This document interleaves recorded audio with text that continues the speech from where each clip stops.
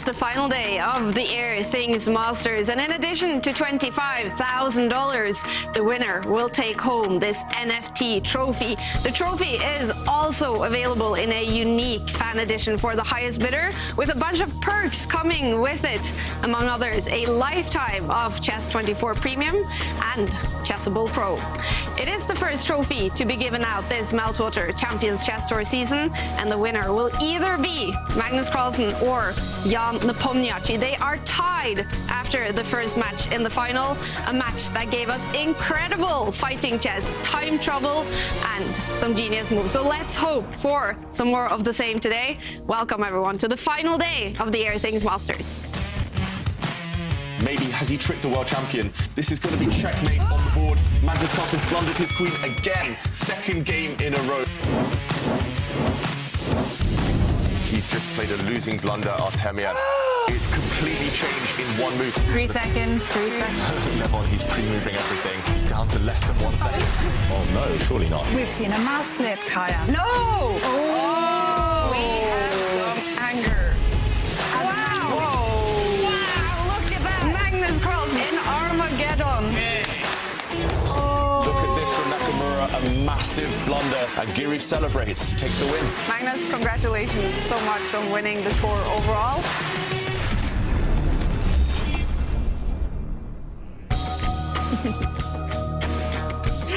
Exactly 3 months ago today, the World Championship match started in Dubai.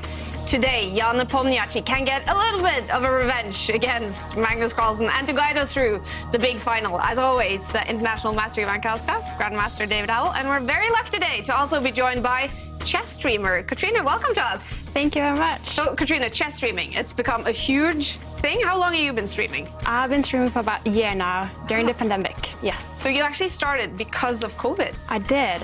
I wanted to get into the community of chess, and then I saw that chess was huge on Twitch, so I started.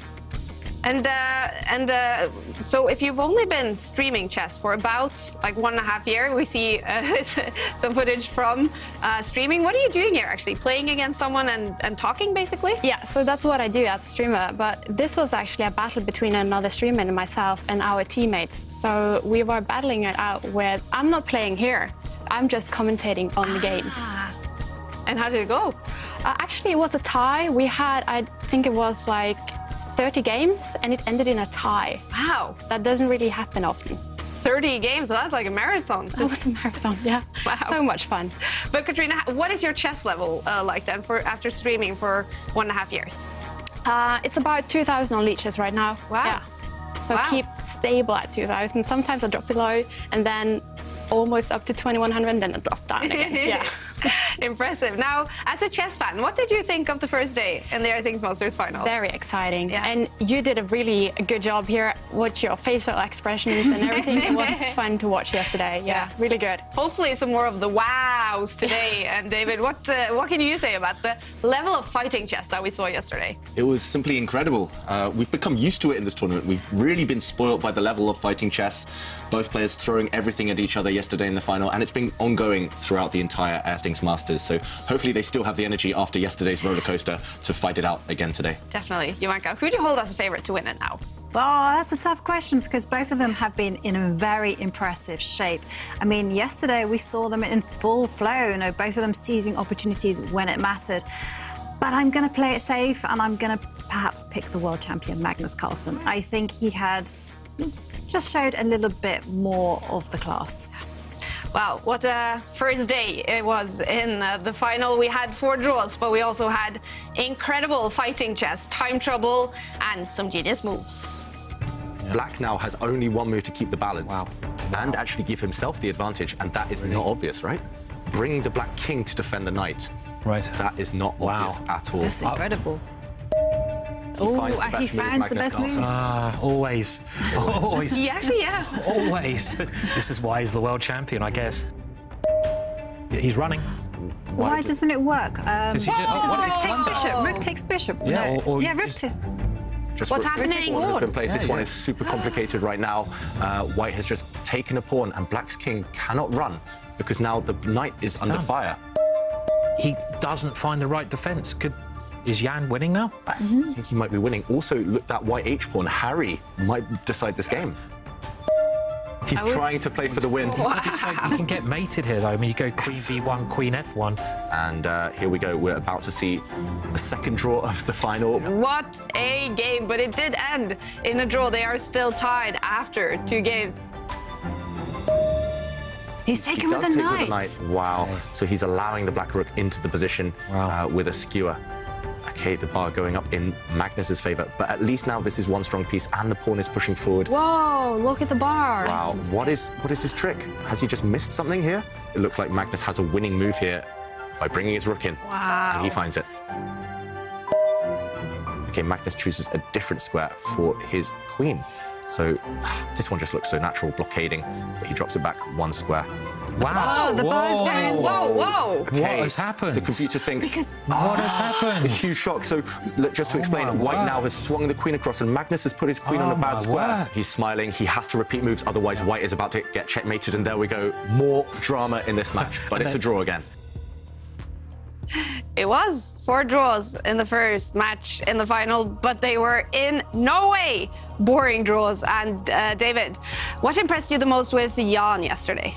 It was just Jan's fighting spirit. It felt like he embraced his true nature, something we didn't see him do during the World Championship match against Magnus, where blunders were creeping in, he was just nervous. And yesterday, with this fearless brand of chess, it just felt like he had Magnus on the ropes in a couple of games. And if Jan keeps that up, he stands a great chance today. Yeah, but how about Magnus? Did he impress you in any way yesterday? Yeah, Magnus yesterday, very, very impressive, especially his defensive play, actually. Something we haven't seen that much from him throughout the Airthings Masters so far. It feels like he's moving through the gears, getting better every single day. Yeah.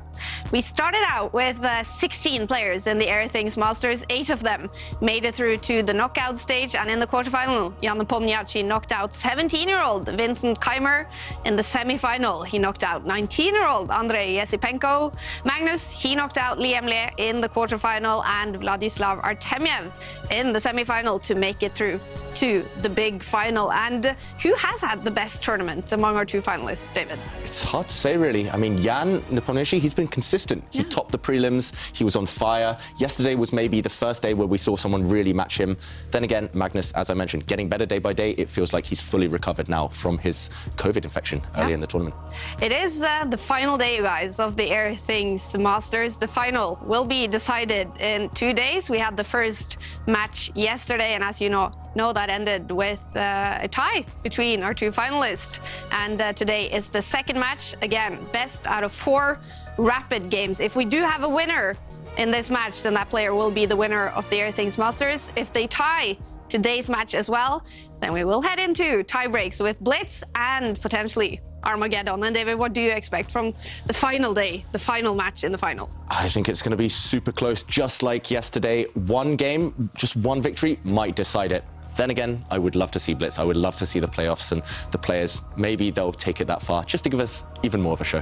It's going to be some exciting chess today. And we're also going to have some fun. We're going to show you what happened when David and Askild attempted to play chess in really, really bad air quality.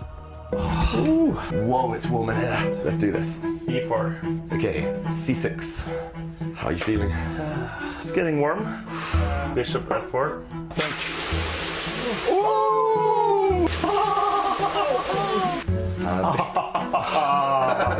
The second wave. The second wave. It's quite humid now. Ooh, I'm so sweaty now. All right, the clock is completely dead. You haven't seen this, the full video, David, yet. Are you nervous or excited when we're going to show it after game 2 today? Definitely not excited. The whole world seeing my winter body in all its glory. But it was a fun experience, and I learned actually quite a lot about air quality and the perfect conditions for playing chess. Yeah, that's coming up after game 2 today. And we also have an Airthings giveaway today, Ivanka. Yeah, we do, because you at home have a chance to win this top-of-the-line air quality monitor. It's called the View Plus. And to enter, you will have to share your selfies in landscape mode, of course, of you following the Airthings Masters, using 2 hashtags this time, Airthings Masters and Chess Champs. I'll get there. We will select a winner at the end of the show. And to all those who enter, good luck. It's going to be exciting to see our selfies. And also coming up today, after the very first game, we're going to challenge Katrina here in our Play Magnus challenge to play against Magnus at 10 years old. What's going to be your goal, Katrina? I hope to get above 30. Wow. 30 moves. Yeah? Yes. And, well, Jovanka and David, you both know it's super hard to play Magnus at 10 years old. Yeah, I'm blaming the bright lights here, the cameras and everything. From the comfort of my own home, it went well, but yeah, in front of the cameras, it's so difficult. And Magnus, age 10, super tricky. You can take him, though, Katrina. I'll try. Yep, it's going to be exciting. But Magnus, at 31 years old, is going to play Jan Nepomniachtchi at 31 years old for the title in the Airthings Masters. Magnus is sitting in Oslo, Jan sitting in Moscow, and obviously he is affected by the fact that Russia has invaded Ukraine. Were you impressed, Jovanka, with Jan yesterday, his ability to focus under a lot of pressure? Yeah, I mean, it must have been a completely distressing situation for him. And then to have to play chess on top of that and the world champion and to find himself in these wild, complex positions. I mean, all credit to Nepomniachtchi for just maintaining his composure and just focusing on the chess. And also in Oslo is our good friend, Ginger GM, Simon Williams. You're going to be down at the Good Night tonight, Simon, to play some chess and follow the final. What's going on down there? Yeah, I've got the hardest job in the world today. I'm in my home, a pub, but not just any pub. I'm in one of the world's only chess pubs in Oslo, the Good Night Chess Pub. And yeah, it's a perfect job, basically. And we've got a lovely environment here. We can pan around and see many people just playing chess, chilling out, a nice relaxed vibe going on. And we're actually even watching the show on the big screens here. So I'm going to be getting my popcorn or maybe a beer and watching the chess. And yeah, if it's anything like yesterday, it's going to be a great day of chess. So very much looking forward to it. Yeah, and it is a Saturday, Simon, so I bet a bunch of people will be coming down. Will you be up for it if some people want to challenge you for a chess game in the pub today? Yeah, I think so. I mean, I won a couple of beers off David, so I'm taking all challenges on today. I guess if I start playing for beer, it could be a little bit dangerous. But David owes me a couple later on, so you better get down here as well when the show's finished, because I want those beers. But yeah, it's great. It's a very chilled out atmosphere, and what a place to watch the match. So feeling very lucky today. Fantastic. And Simon, what do you expect from the final between Jan and Magnus after what we saw yesterday? I'm going to go for a Jan win. David, do you want to bet? I'm going to roll the dice. I know Magnus is the favourite, but I've been really impressed with Jan. I think he's come out fighting. Very impressed with his stance on Russia as well, I'll briefly say. Very brave. And yesterday he was pushing Magnus Carlsen. So am I allowed to say this in Oslo? Come on, Jan! Come on, son! There you go, I've said it anyway. Yeah, so it'll be exciting. Are you taking the bet, David? I'm not brave enough this time. You beat me too many times with those bets, Simon. Well, Simon, enjoy your time down at the Good Night. We will check in with you many times during the show today. Have a good show. Catch you later. Likewise. See you later, Simon. Thank you. All right, lucky guy down at the Good Night in the capital of Norway to follow the final for Rapid Games to decide the winner in the Airthings Masters. They did tie the first match, so if we have a winner in today's match, then that will be the winner of the Airthings Masters. If you do have another 4 draws, or if they tie the match, then tie breaks with Blitz. And of course, we are hoping for that, you guys. Tie breaks. Yeah, they're even more dramatic. The adrenaline will be pumping for the players. It's going to be fast, furious, but still a long way before we get to the Blitz. Yeah. And I think that might favour Jan if we get there, but more later about that. And Jan Nepomniachtchi, he's going to start with the white pieces today. With your chess level, Katrina, are you at that level where you can sort of predict openings and stuff like that? I can predict one, of course. I can say that I think e4 is on the board. Okay. Yeah. Maybe Spanish. Maybe Spanish. Yeah. And okay, do you guys agree? I think that's a good call. That's a good guess. Yeah, I agree, you know, because Jan consistently has been pushing his king's pawn forward 2 squares. I think, you know, why break a winning formula? You know, so carry on. Well, speaking of which, Jan Nepomniachtchi, again, wearing his lucky shirt. It's the 8th day in the tournament. Same shirt. It must be his lucky shirt because he's been playing some fantastic chess. And the big question, will he then open with the Spanish? Is the Spanish a kind of opening that will give us those dramatic games that we had yesterday? Quite possibly. We saw the Spanish opening a lot in the World Championship match between these two. We saw the Italian opening feature prominently yesterday as well. So I'm expecting, as Katrina says, the King's Pawn to go forward and then Jan from there to try something new, maybe unleash some ideas that he held back in the World Championship match or that he wasn't able to use on the board. Then again, with the Union Jack t-shirt, maybe he'll play the English opening and surprise us all. Who knows? Yeah, that would be perfect. We are waiting for Magnus Carlsen to arrive. The final should be starting any second.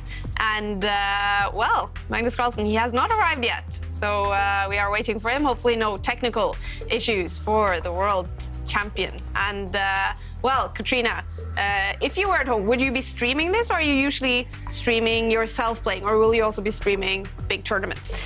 I would usually do my own tournaments, like the smaller ones, with a few arenas with viewers, and then maybe look into the games that has been played, and then see what is actually on the board, and then get a resume of what is going on.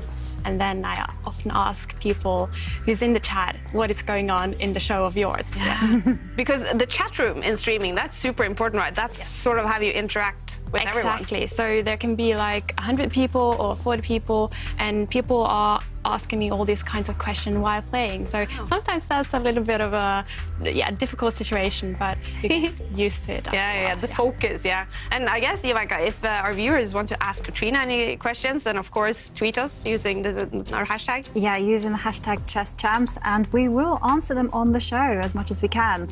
And definitely so many questions there for Katrina, because chess and streaming, it's the new big thing. So many players are doing it. Even Hikaru Nakamura is making a profession out of this. It's actually a new profession, kind of, right? You can actually make a living out of it. You can do that. Maybe not in Norway as myself, but maybe David could. Yeah. Have you been doing some chess streaming, David? From time to time, I actually joined Katrina on one of her streams. It was the 1-year anniversary of your channel, right, Katrina? And that was a lot of fun. I think we ended up streaming for 5 hours. We were planning to just maybe play a few friendly games, but 5 hours later, we were still plugging away, going strong. Playing those games. Yeah. Wow. Is it helpful? Is it something you can actually learn from if you start streaming yourself?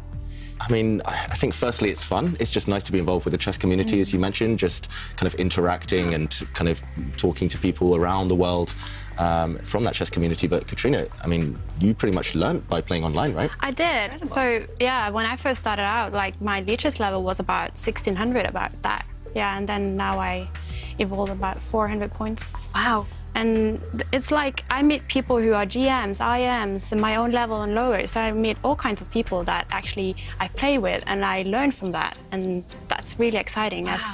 As we also saw that a few friends of David came into chat, and it's really nice. Cool. Community, right? Yeah, exactly. It's just fun. It's just a way of kind of hanging out virtually. And I think that's why it boomed so much during the pandemic, right? Because we were unable to meet up at kind of physical tournaments and just around the world. It's just nice to see so many people still involved, still passionate about the chess, whether they're streaming, whether they're just kind of watching and joining.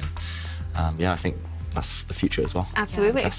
And often it's like a big entertainment thing. Like I know, for instance, Women's Day is happening, and there might, I might be revealing some secrets, but there might be a big stream there, which will be all women streamers. That's going to be good. Yeah. Good fun on Chess24. Definitely.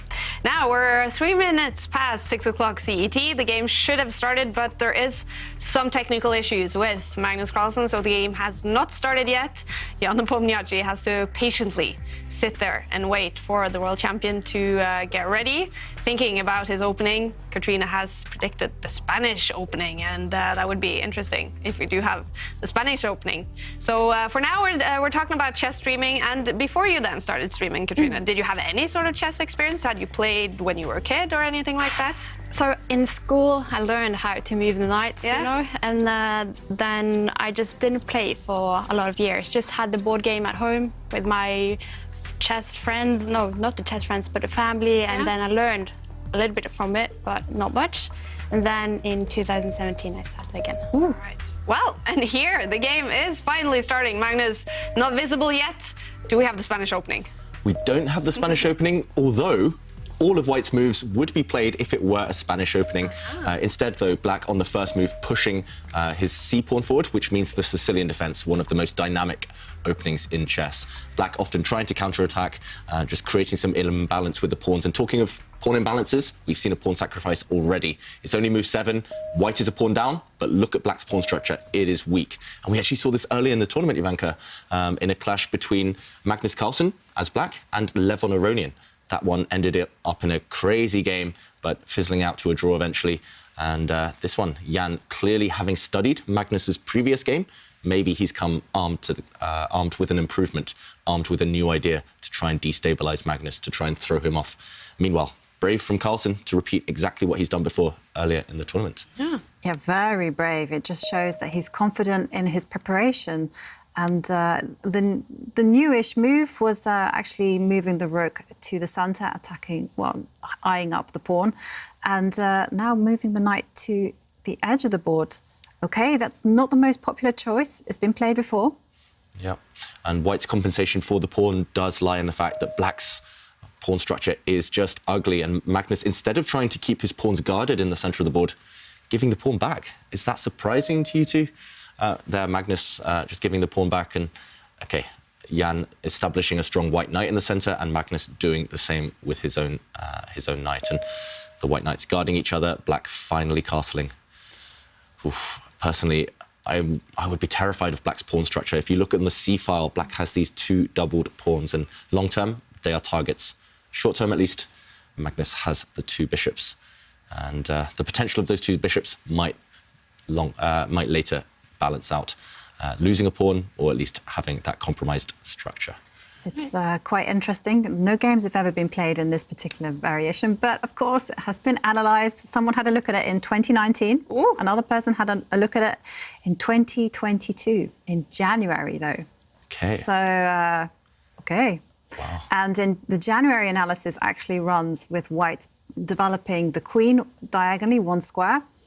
And after that, they analyse looking at the light-squared bishop, developing all the way to the edge of the board. OK, so the queen comes out, and then Black's bishop comes out to put some pressure on this knight. This bishop putting pressure on White's knight on an outpost. This bishop also putting pressure on the other white knight in the centre. And, OK, is Jan freestyling? Is he just... maybe has he studied this before? This is a bit of a strange move that he's just played. Instead of improving a piece, such as bringing the queen out to a very nice square, lining her up on this open file, he just pushes a pawn. Good strategy later, because the white king has some fresh air, some breathing space, but not really changing the position too much, not really activating his own pieces. Katrina, in general, do you prefer having long-term advantages, like, for example, here, White having the better pawn structure, or do you prefer the power of the bishops? I think that long-term I would struggle with having the double the pawns, just because I am not very good at the endgames yet. Yet. Good. And so I would prefer to play White in this position just because it looks more dynamic and easier to play. But maybe this is easier for Magnus because he knows what he's doing. And I think that also the long-term goal maybe for Jan here is just pushing that pawn. Maybe it is to prevent the bishop to coming out. Yeah. Yeah. No, I think you're right, actually. The more I look at it, for example, if Black now pushes a pawn, kicking White's knight back, Black would love to create this type of pin, just annoying White's knight there, but that has been prevented by this innocent-looking pawn push. So, yeah, it's a real... I mean, it's a really tense position right now. It's not clear who has the advantage. I don't think either side will be thinking about the advantage, but it's just about whose plans are easier. And right now, in the current position, these pawns just ugly. Magnus needs to activate his pieces quickly. Otherwise, White will be able to target these guys. The reason we say they're ugly and weak is because they can't defend each other. And at some point later, we might see a plan such as White pushing a pawn forward, bringing the bishop out, and going for this front pawn. Especially this front pawn is extremely vulnerable. So, OK, let's go back to the players. It's early days, but as Katrina mentions, Magnus, he's clearly studied something similar to this before because he's played it earlier in the tournament.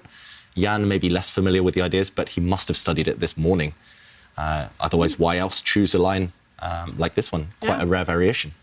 And it was a king's pawn, right? King's pawn opening. Yes. Yes, and Chessable has a sale on the king's pawn opening right now. So head on to chessable.com to check out that sale and start practicing your own king's pawn opening. Yeah, and we do have Magnus back. His camera is working. And as Ivanka mentioned, this bishop coming out, putting some pressure on the white knights. I don't think either of the black bishops actually want to trade themselves off for the knight. That would just be a fair exchange, and black needs to keep the long-term potential of those bishops alive. Meanwhile, white going for that move as well. That has been played before, has been analysed before. Bring the white queen out, just solidifying everything. White maybe is lagging behind slightly in development because white's bishop, if you look on the first rank, still at home asleep. So white still needs a couple of moves to connect the rooks, bring the rooks to the centre. Black does have access to some open lines. Oof, this one, I'm excited. I think it will be similar to yesterday where it's just imbalanced for a long, long, long time, and then players will start to take risks later in the game.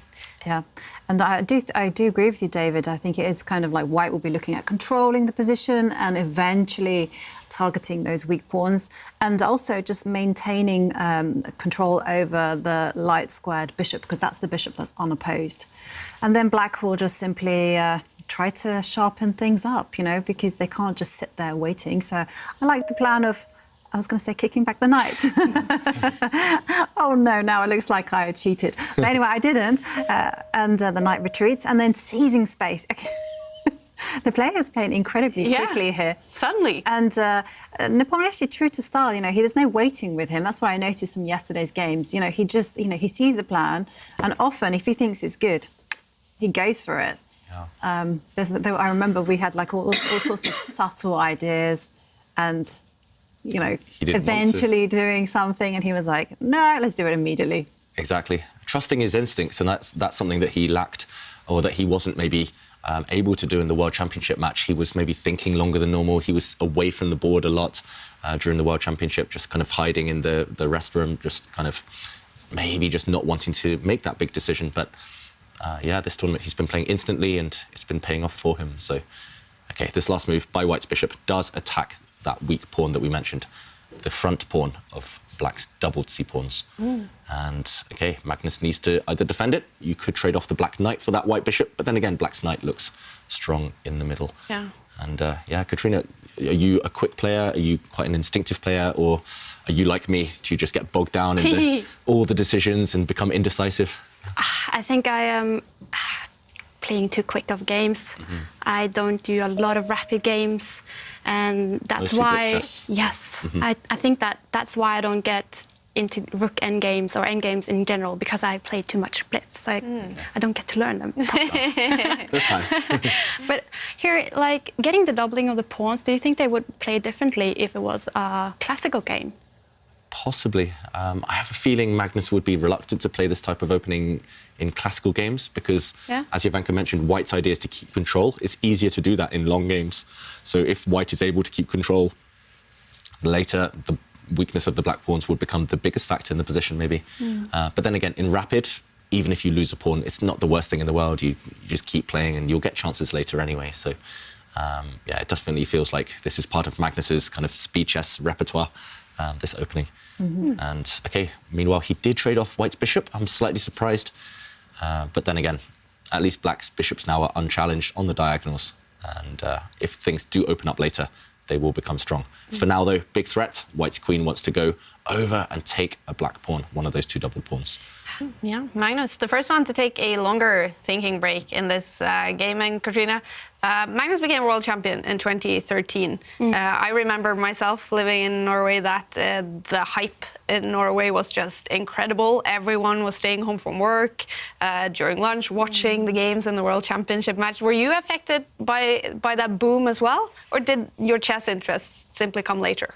It simply came later. Yeah. I'm really sorry to say that it didn't start earlier, but that's how it is. Yeah. Since I started in 2017, I didn't know much of these players, like the international players besides Magnus, because I saw him in the papers all the time. Yeah. But I think now that I'm in the game, I'm like, this is actually one of the best communities I've been part of, getting into the chess. And it's so much fun with this chess has not been solved, you know? So there's different challenges every time they go to the board. Yeah. And do you have a favorite player? Is it Magnus being Norwegian, or do you have someone else that you think is entertaining to follow? Actually, I would say that Judith Polgar. Yeah. I really like her games and her quickness when it comes to thinking. I really enjoy her when she plays, and maybe not so much anymore, but I looked at some of her games. I think they're really good. Yeah. So what you always say, right, David? Find a player that you sort of want to play in their style and follow those games. Yeah, and she plays really aggressive chess. And talking about aggressive chess, I have to take it back to the board because we just saw Magnus sacrifice a pawn, right, David? Yeah, and that pawn offer was not accepted by Jan. Again, playing almost instantly. In this position, this pawn is up for grabs. Magnus has just moved his rook across, this rook sliding into the centre of the board, and the big question would have been, what happens if white takes this pawn? And to be honest, I think maybe he could have got away with it. Maybe he could have been greedy. I guess Magnus's idea, by clearing this square for his bishop on the last turn, moving his rook away, is to slide back, hitting the white queen. And when the white queen moves, I think she has to retreat, because the queen trade here would allow a nasty double attack, hitting the rook, hitting the knight. So if the white queen does retreat in this position, then Magnus has ideas such as pushing this pawn forward in the middle of the board. I'm not sure what order. Maybe you could take the knight first. Both are tempting. But for example, if you take the knight and then push your pawn in the centre, yes, white is a pawn up, but now white is the one with double pawns. Black gains a bit of space, gains some time against this knight, and wherever the knight moves, the pawns are starting to roll. Suddenly, black's pawns are moving fast down the board, and Kaja likes her nice pawn structures. This is a really well-fortified structure, and I think Nepomniachtchi just a bit too frightened of this, so he didn't get greedy, and if we catch up with the game situation, instead of taking this pawn off the board, he just dropped his knight back, maybe going after this pawn with his knight, and we actually see this in the game. Black now finally defending this pawn, and the attack continues against it with this knight maneuver. So a double attack, hitting this pawn with the knight and with the queen. And Magnus, I think he has to bank on just giving that pawn up at some point and starting to push his central pawns. Otherwise, if you go too passive, for example, if you drop your bishop back to defend it, black is just tied down. And top players, they hate being passive in these types of positions. So, OK, he doesn't go back. Instead, he trades off. And now he does drop back. OK, slightly surprising. But then again, at least he's doubled the white pawns as well. Really, yes, complex position strategically. Yeah, definitely. I was going to mention that pawn structure. Take a look at the C-line. Have you ever seen four double pawns? And as we learned from Twitter, thank you very much for giving us this little rhyme. Double pawns are troubled pawns. Yeah. So we have double trouble then. Very good, Kaja. It's like Pokemon. Team Rocket. Yeah. And now the rook comes to the open line. And I have to say that I don't know whether I like Magnus's choice of giving up the bishop pair like this. I mean, I can see the pros to this. You know, you get that beautiful pawn structure and it's coming. But at the same time, the knight is the best placed weapon for a closed position. And this position is it's semi-closed, I would say. There's only one open line, and the knight is going to be much more powerful than the bishop. Yeah, the bishop just tied down, indirectly defending its pawn. It's going to be stuck there for a long time. And you mentioned the one open line, Jovanka. Nepomniachtchi now is trying to dominate it. He's lifted his rook up the board, and we've talked about doubled pawns, but doubled rooks are even better. If white can double up his rooks, then he might try and break through on this file later. That's why Magnus has to challenge for the open file at some point. He does so immediately. And, OK, I'm just trying to work out what happens here, because rook takes rook would force black to move either his rook or his queen away. And no matter which piece you move away, you will allow white to take a pawn. I think his idea is to take with the rook if this happens, because now if white gets greedy and captures in the centre, it looks like a free pawn. White can grab it, but after a trade, you have to look and move further every time. You can't just stop here and think white is just a pawn up. You have to look further, and especially when it comes to checks. This is a check hitting the white king. The white king has somewhere to run, but suddenly at the very end, whoops, there is a nasty pin. The black bishop wins the white rook next move. So Magnus setting a nasty trap with that rook move he's just played, and OK, now challenging for this key file, the d file. That really would have been an oh dear moment if white had fallen for that. Yeah. I mean, that's the type of variation you look for first, right? And then you realise it doesn't work for white, and then Jan has to go back to square one and just improve a piece, as he does now. Yep. Those rooks look nice. Yeah, white rooks look very good. Yeah. They do look very good. And now there is the concrete threat of actually playing rook takes rook. And so this is why Magnus just improves his pawn structure. He's getting ready for the endgame. He really is. You know, look at that beautiful pawn chain. And he's lengthened the scope of his dark square bishop, which before was just jammed in by its own pawns. And I think he's got his eye on that little... I think he's got his eye on a few things. One of the things I can think of is maybe at some later stage is to try to put the bishop on the longest diagonal. Another idea that he potentially has is to try to push his A pawn, Alice, up the board and try to destabilize the white knight. But that comes with kind of risk, because once you push a pawn forward, you can't take it back. And then another thing is just to maximize the pieces once all the pieces get traded off. I think Magnus is just playing on general terms. If you have a dark squared bishop, you want your pawns on light squares, just so you can control both colour complexes. So, yeah, right now, very tense position. The computer undecided about who has the advantage, 0.0. That doesn't mean it's going to be a draw. Still a lot of life left. But it just shows both sides have chances. Both sides have pros and cons behind their position. Who do you prefer here, Katrina? I'm struggling to decide. Still white, just because I would like to have the 4 pawns there on the queen side, actually. Even if the two of them are double. Yeah, because black's pawns are also doubled. Yeah. And if you get your knight moving, I think that knights can get really tricky and maybe affect the C pawn that is like on the back rank. Yeah, I don't know if I would like being black here. So he goes for trading off and then going into quick endgame. Yeah. Yeah. I'm slightly surprised, because because white's queen has now stepped back, so black cannot challenge for this open file anymore. White has full control with the white queen and rook of this line. So, yeah, it's a slightly surprising decision by Magnus. Maybe he wants to continue pushing on the side he's stronger, where black has the 4 versus 3 advantage on the right half of the board. That pawn majority is quite mobile, so it can be pushed easily. White's pawn majority, however, on the other side, a bit stuck. And yeah, your point, Katrina, about the doubled pawns. The difference, if we look on the C file, black's doubled pawns can't be defended by other pawns. They have to be defended by pieces, whereas white's doubled pawns can actually be defended by other pawns as well. So white's pawn mass over there can defend each other. So strategically, white has an advantage with pawn structure still. But there we go, the white knight getting involved. And this is your idea, right? Yeah. Attacking some pawns. Yeah.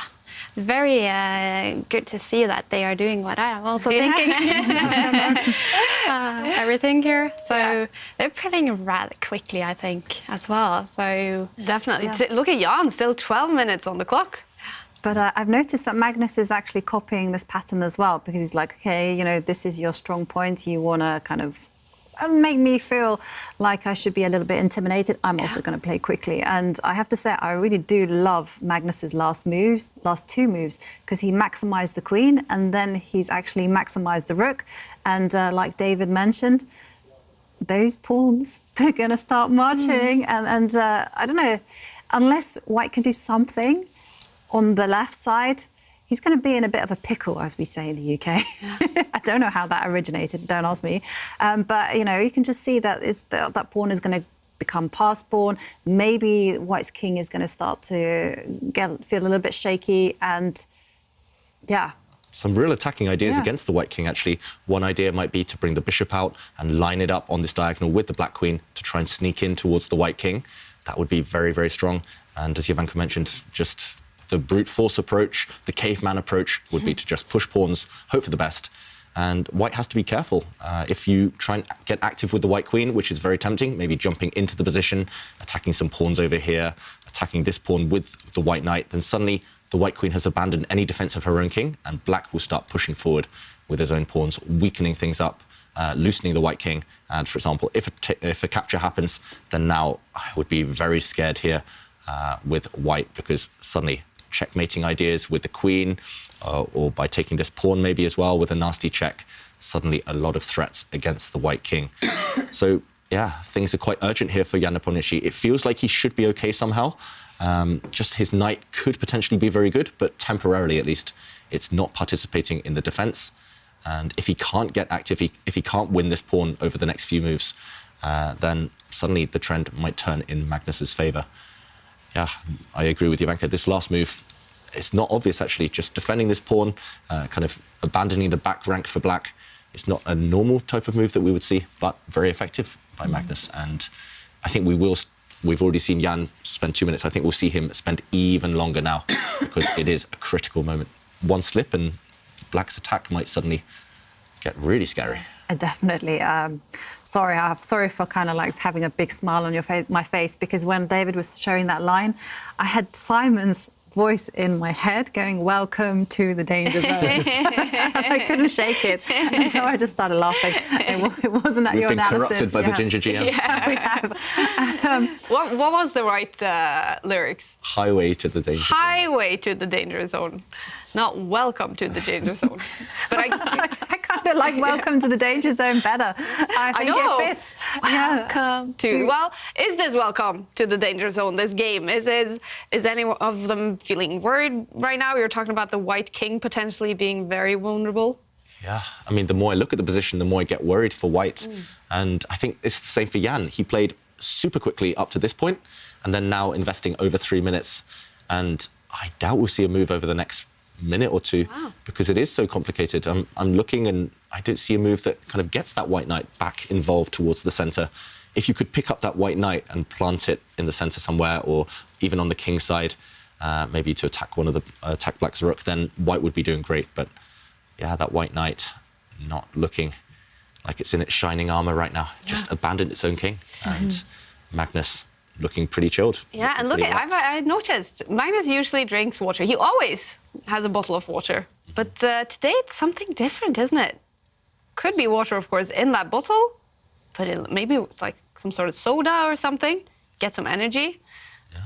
Could be maybe an electrolyte drink. I've heard that that's quite popular. I remember when he was younger, he always orange juice. Always orange juice, but then he kind of consulted a professional nutritionist, and the nutritionist said, no, you've got to stay away from the orange juice and the raisins because this is going to give you a sugar spike. And that's why he kind of went to water. I was going to say, I don't think he drinks coffee or tea. No, I think we always just see the water, yeah? It's the same in classical chess. He very rarely touches the hot drinks. I think coffee, he's scared that the caffeine hit will be at the wrong moment in the game and that he'll have a bit of a dip afterwards. And I wonder if the nutritionist advised him to eat the noodles, which we see nearly every day now on the Champions Chess Tour. But yeah, either way, I think Magnus will be the happier of the two. And okay, there we go. White pushes a pawn. Again, pros and cons behind this last move. White's king has a bit more breathing space. But then again, black's pawns maybe have a target now. This white pawn stepping forward could be undermined by some of the black pawns later in the game. And the evaluation bar slightly over to black's side after this last move. It was a difficult situation, though. Nepomniachtchi had to find something. And this one makes some sense. I like the fact he's kept his queen down here. Just now, if any of the black pawns advance, the white queen might be able to just capture. So, yeah, very, very tense in this position. Yeah, looking at Nepomniachtchi, you can see he actually did the exact same movement as you, David. You were like, pros and cons with that, and Jan did the same thing. You know, it looked like he also felt that, okay, it's a good move, but I'm not 100% sure. Yeah, and for me, that happens every time I play a move in chess. I'm just never sure. Looks good, but doesn't feel right. But yeah, I think the same stuff's going through Jan's head right now. Normally, he's a very positive player. He doesn't show it in interviews. You see him shaking his head, criticising his own play. But ever since he was young, when I first met him, I think he was 9 years old, he was always, whenever you analyse with him, he always thinks he's winning. He always sees the positives in his own position. But right now, there are definitely some negatives as well. That's why, hence the kind of maybe bobbing of the head. Yeah. But yeah, also, we talked about superstitions with Jan's T-shirt, wearing it and playing so well the whole tournament. Magnus yesterday started the day with the white pieces. He had a white shirt. Today, starting with the black pieces, black shirt. I don't know if that's we saw that in the World Championship match, right? Talking about superstitions, what about your tie? What inspired the chess-themed tie? Yeah, the chess tie. Partly it's become routine. Last season of the Champions Chess Tour, always in the final, I whip out the tie. But also, it's for peace. Today, it's for peace. Yes, it's very nice. Do you also have the chess socks? Not today. Actually, I left the flat, and as soon as I left the flat, I realised I forgot to wear them. Oh. Next time. Next time. Yeah, you still have 8 tournaments to go, David. 8 finals to go to bring out the chess socks as well. All right. Well, now it's Magnus Carlsen in a pause, thinking. We did have quite a lot of time trouble yesterday as well. Yeah, understandable because the games were just so complicated and really nervy for both sides. I think we're going to see the same today. Yeah. I'm surprised Magnus is thinking right now I would just start pushing some pawns maybe towards the black king. I know exactly what Simon Williams would do, Ginger GM. He would pick up the black h pawn, harry, and march it down the board. Because if you look at white's pawn, it's covering the dark squares, the white pawn that has just pushed. If you push harry down the board a few squares... 2 squares. 2 squares, okay. Yeah, and then push it again next move, you'll, even if it comes at the cost of a pawn, you kind of destabilize white structure, you break up the white pawns, and this is just very typical, very thematic idea, especially once white has pushed this pawn, the g pawn, forward in front of the king. And every time I've played Simon Williams, as soon as I touch my g pawn with white with black, harry runs down the board, and it's so annoying. I know what's coming, but it's so hard to deal with. And especially in rapid chess, I think that would be quite effective. Yeah. So. Yeah. I was also considering that move, but I also had a second move as a kind of candidate as well. And that was actually moving the bishop 1 square. So, you know, we see this beautiful geometric pattern on the C line. Why not have it on the E line as well? Now, and I wanted to move my bishop there. So it would be bishop, rook, and queen. And the idea is not to just appreciate the beauty of chess on the board, but it's actually to push forward the G pawn. Okay, yeah, push this guy forward in order to push the f pawn forward, in order to push the e pawn forward. It's like... Sounds like a good rhyme there. Yeah. What happens if you push the g pawn now? Yeah, I think black would love to do this, but at the moment it could be captured, I guess. Queen takes pawn would be a check. Your idea, Katrina, maybe to slide the rook across? Yeah, to go for the white queen. Actually, this is really... That is really dangerous, actually. Creative. Nice, Katrina. Yeah, giving up a pawn, but sometimes pawns aren't so important. Now the rook on the same file as the white king. The white queen has to budge. If she goes to a bad square, for example, if she... OK, he challenges the white queen, but I like this. Now you start rolling with the pawns. Yeah. Maybe Magnus saw something like this. Maybe he was calculating it for the last couple of minutes, but yeah, risky for both sides, I guess. And he's played a slightly safer move in the end, Magnus, instead of going for this, which actually, the more I look at it, the more I like it. Magnus sliding his rook across, hitting the white queen, and we do see a rook trade. Wow, OK. I think, in general, a rook trade favours white because black's pawns are going to become even weaker. Now the black rook is off the board, unable to defend them, but Magnus has a specific idea in mind. He's pushing forward. He's trying to break through to the white king. Even with rooks off the board, the white king might become a big target. And I don't think you can really allow this pawn to march forward 2 squares away from its end goal. But you might have to, because if pawn takes pawn, then black won't take this guy. Black will take the other pawn instead with a check. And suddenly everything falls with check. This king has to move. If you go to the corner, check. If you move, check. Every pawn falls, and black is simply winning. So really, really dangerous position here for Jan Nepomniachtchi. Maybe you have to stop this pawn with your king. I think you have to stop it either with your queen, blockading right now, or you have to step your king across to stop its advance. Either way, Magnus setting some real problems for Jan Nepomniachtchi. Yeah, definitely. White already in a little bit of danger, and I think the 2 moves that you highlighted are totally vital. I mean, I can't see anything else. I mean, if you allow that pawn 1 square forward, it's just going to be game over, right? And especially because the promotion square is on a dark square, the same colour as the bishop, which kind of might seem elementary, but these are the things that do help you when you're making those assessments. And he has stopped that pawn by moving his queen. Yeah. So why didn't he take it with his pawn? Yeah, so taking this pawn would have allowed the black queen to pounce and take this guy, and suddenly all of the white pawns are weak. This is a check, and these 2 white pawns will also drop off over the next couple of turns. So, yeah, you couldn't open up your king yet. Jan is saying, OK, you can open the king, but it's on his terms. And with this queen move, blockading black's pawn, now if we see black's pawn capture, then white will simply take back with the king. And actually, everything's defended. A queen trade doesn't favour black because the pawns will just... Oh, whoops, sorry. The pawns will just drop off a bit later on. And meanwhile, the white king protects the queen and protects this pawn. That would all be fine for white. So Magnus says, OK, let's keep that tension, bringing his bishop into the game. And, wow, just giving up a pawn even. If this pawn is captured, I think Magnus's idea is to maybe try and trap this knight. You could do that. I mean, firstly, you can step into the centre of the board, but I'm wondering where the escape square is if the queen drops back. Maybe this knight is just trapped. Yeah, I mean, maybe you can also attack the knight from another square on the D line, and then try to come in with your queen. And This looks even stronger, maybe. Bring the queen in now. And suddenly white is going to be overwhelmed. If a queen trade happens, this pawn becomes a new queen.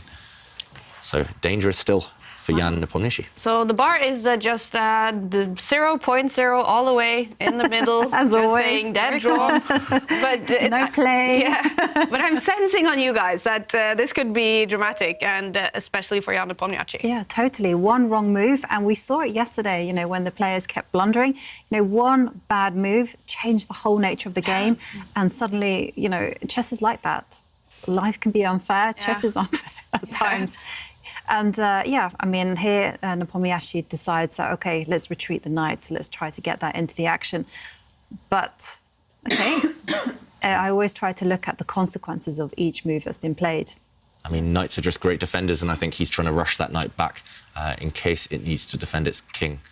And this is the type of position we could see the evaluation bar, if Jan does make a slip, just shoot off and be completely winning for black. I don't think, meanwhile, we'll see it go the other way. Not so drastically, at least. It might go for a slight advantage to white if white is able, for example, to take the queens off or at least survive this incoming attack. Then, OK, the attack continues. Pawns are marching forward. And, just trying to open the white king. This is consistent. Jan, meanwhile, frowning. I'm not sure whether he's frowning because he doesn't like his position. I wouldn't like white's position. Or maybe he's just confused by this last move. Maybe he was expecting something different. But would you be scared here, Katrina? These pawns marching down. Yeah, as white, definitely. And I wanted to also mention that, like, the bar is saying that it's a dead draw if they play this right. But for me, playing this psychologically, that would be really tough because it looks so hard. Like, when you're having your black pawns coming into your king's area and then there's still a queen on the board, I feel that this is really threatening for Magnus. Yeah. Yeah, I think you're right. It's psychology here. And, computers, they'll defend perfectly, of course. They're cold-blooded. But, for a human, pawns marching in your face. White is the one retreating. White's knight had to come back from where it just jumped to a few moves ago. White had to find pretty much an only move or one of the only moves with that queen blockade earlier. Now the black bishop getting active. Yeah, you're completely right. This is scary still for white. And now the white king is very open, right? Yeah. Yep. It's lost its clothes, lost its bodyguards, those white pawns. The white pawn shelter completely destroyed. But then again, white's queen will act as a good defender. Any checks that come, she will blockade. So, it feels so dangerous for white, but maybe Jan still has things under control for now. And if he does trade queens, things might turn back in white's favour. Okay, so he's definitely going to try to trade the queens now. Okay. Because his king is in danger, and when your king is in danger, it's almost always a good rule of thumb to swap off queens. Writing it down. Yeah, because the queen is the most dangerous attacking piece. Okay. So, try and trade off the queens. Yeah, because if you look at this position, white's queen will never be anything more than a defender. Black's queen can do everything, pretty much. Also, queens are best right in the... I mean, most pieces are best right in the centre of the board, but especially queens. Because look how many squares the black queen covers. On the queen side, king side, I mean, vertically, horizontally, the black queen covers everything. White's queen now getting ready to maybe offer a trade, also staring at some of the black pawns. And Magnus, will he push Harry finally? I'm waiting for that move to arrive. I'm waiting for that as well, because I really do think that Magnus has to bank on the fact that the white knight is out of play, it's offside, and instead he needs to initiate play on the right side, because that's where he's strongest. Exactly. Actually, if you look at the positioning of the two pieces, black's bishop completely dominates the white knight in terms of the white knight retreating and jumping over to the other side of the board. That's why a lot of top grandmasters prefer the bishops, just because they can control the knights. It's very rare to see a knight completely dominate a bishop. Sometimes it happens, depending on the pawn structure, but bishops regularly, they control both sides of the board. They can dominate a knight. OK, right now, Magnus down on the clock. Yeah. He needs to decide, does he go and defend the pawn that white's queen is attacking on the diagonal? He drops his bishop back. Clever move, maybe, because now if white's queen gets greedy and goes and captures a black pawn on the left side of the board, the black queen will come down and create some nuisance. And, well, Nepomniachtchi showing that, you know, if your position is bad, you might as well go for material. And he's moved his knight to the edge. And finally, the bar reacts. Yeah, it didn't quite like it. I mean, it just feels inconsistent from Nepomniachtchi. Earlier, he moved his knight to this square. A few moves later, he moved it back. Then he moved it back again. He has won a pawn, however. White is a pawn up. But the checks have begun. White's king, will it survive this onslaught? You can block it with your queen, this check, or you can move the white king away. Big decision for Nepomniachtchi. I don't think black is risking anything because, at the very least, there'll be checks forever. You can probably repeat the position with some checks later on. But either way, yeah, Magnus trying to sneak towards that white king.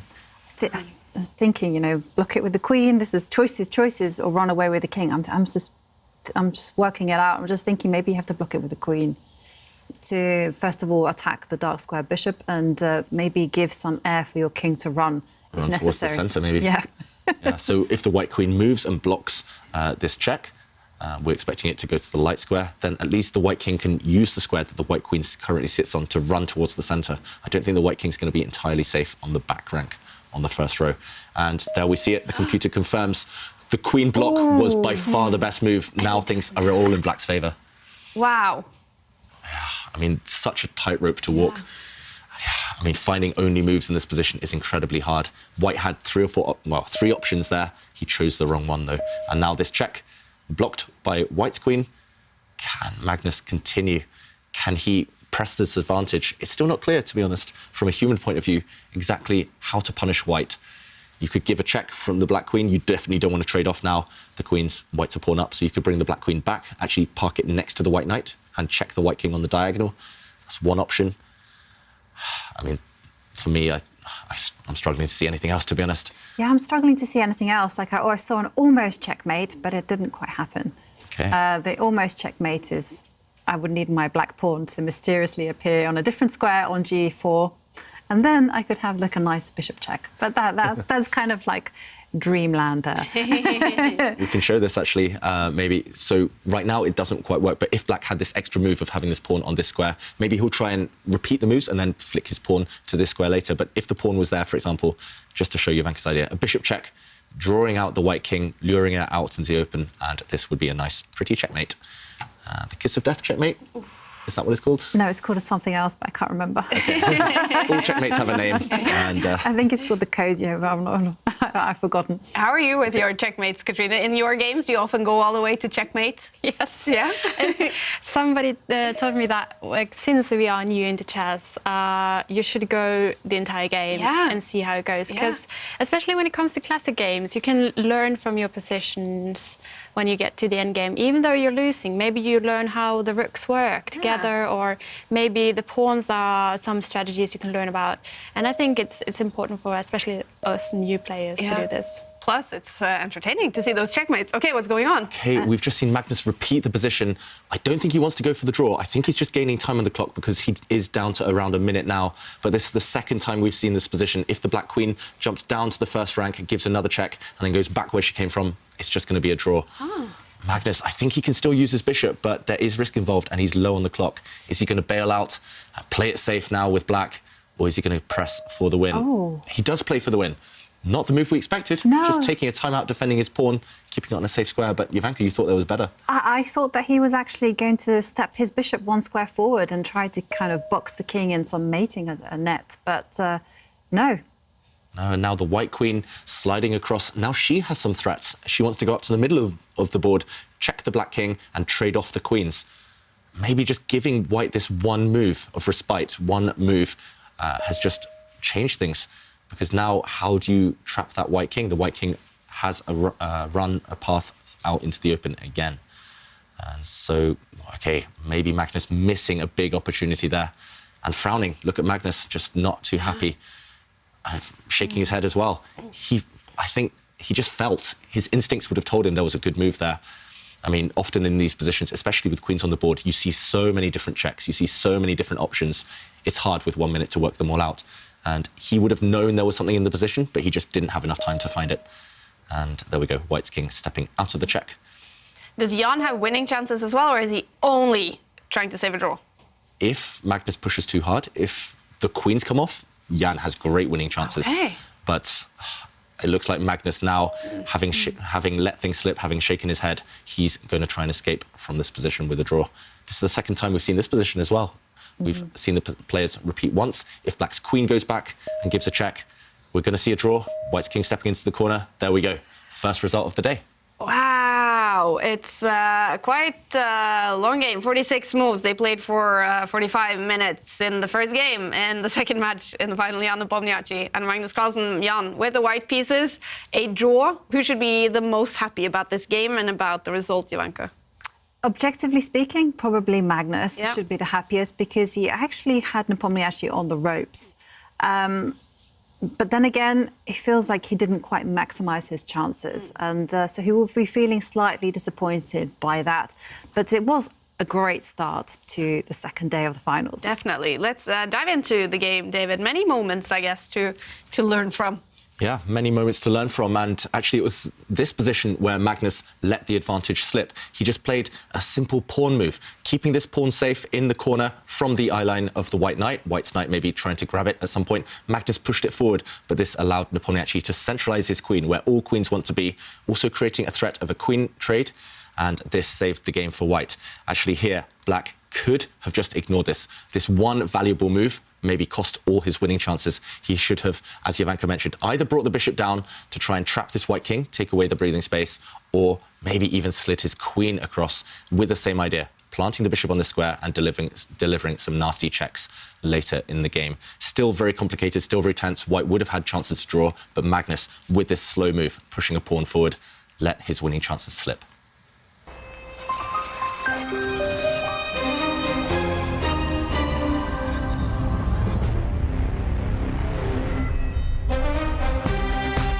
In 14 minutes, game 2 in the second match in the final. Magnus Carlsen will have the white pieces. He did have some winning chances in the first game.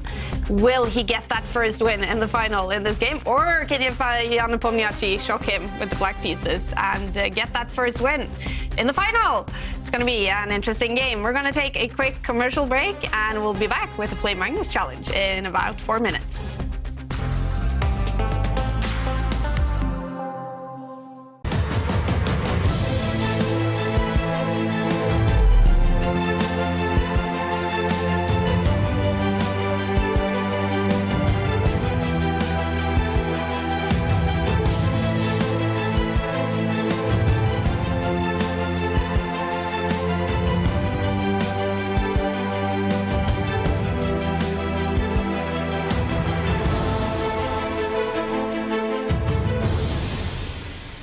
As a kid, I spent hours every day reading about chess, about openings, chess history, and games played between world champions, grandmasters, all of them. My apps make learning much easier. Everything I know you can find in my apps: Magnus Trainer, Tactics Frenzy, and Play Magnus. You can learn the basic rules of chess, train with our 400 lessons, and even play against my digital self. Download and try my apps for free.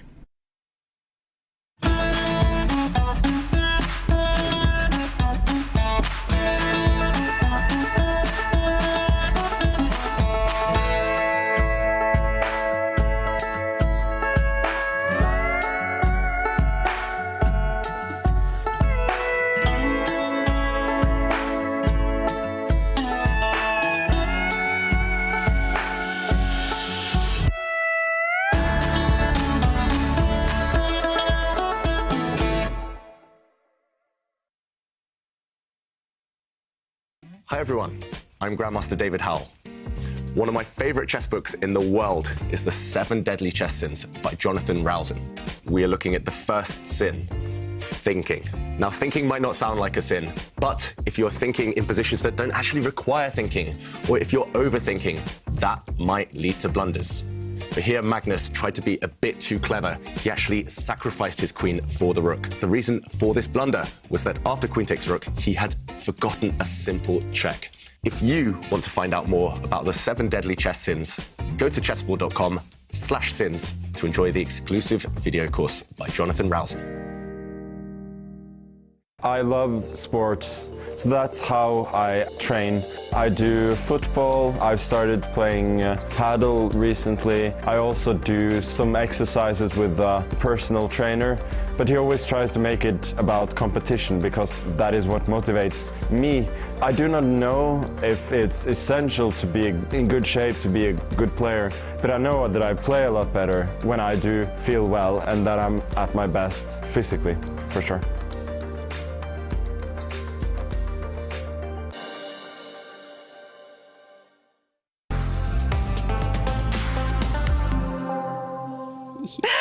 Welcome back, everyone. We are ready for the next player in the Play Magnus challenge. So we challenge all our guests in the studio to play Magnus at 10 years old in the Play Magnus app. They will have 2 minutes on the clock, and the aim is, of course, if you are able to win the game. We do have Simon Williams on top of the table. He won his game in 50 moves. In second place, we have David Howell. He lost, but it did last 72 moves. So do you think you're going to be able to beat David? I'm probably not. When we play with time odds, I always lose. Ooh, all right. Well, it's going to be intense. It's going to be fun. Are you feeling ready? I am. I am. We're saying good luck, and here we go. The Play Magnus challenge. Let's try. Let's go for this. Yes. Okay. So, okay. Just core move, right? Yes. Huh. He's 2 minutes. It's plenty of time. Very fast. Okay, you're playing fast too, though. This is good. Taking center. Liking your position. Speed. Yeah, you are. Katrina. Okay. Just. Huh. Yeah. Being safety. Oh, fast. Your position's nicer than mine was as well. Let's see. I don't want to blunder. Don't worry about that. Just keep making moves. We did have Jovanka yesterday. Lasting how many moves was it, Jovanka? 37. 37 in third place. Yes. Yes. Okay, so I'm gonna open up. No. That was not what I thought I would. Don't worry, you got this. Don't panic. This is Speed. even You're more playing super stressful. quickly. Plenty of time. 1 minute and 20 seconds left. Okay. Doesn't let me have that. Okay, so just moving your pieces, improving them. This is good. The king looks safe, right? The white king? King is Super safe. Yeah. It's very good. Just keep making those moves, Katrina. Oh no, that's a rook. Okay, you've still got loads of time on the clock as well, so Oh, it's bullet you though. can use it. Yeah, you can use don't worry. Don't worry. Keep the king safe. And Ooh, careful, big threat. Yeah, nice, defending. Wow. Okay, White's king still super safe. It's clear that Katrina is used to playing this super fast games, correct? yes, she's very impressive with her mouse skills. Very, very quick. We struggled there, Jovanka, right, with the mouse, but I Katrina totally did, yeah. pawns now. Ooh, the knight jumping in. Yeah. Oh yes, it is. Play Magnus, just so And tricky. 50, Jovanka. 50 seconds left. Okay, a queen trade.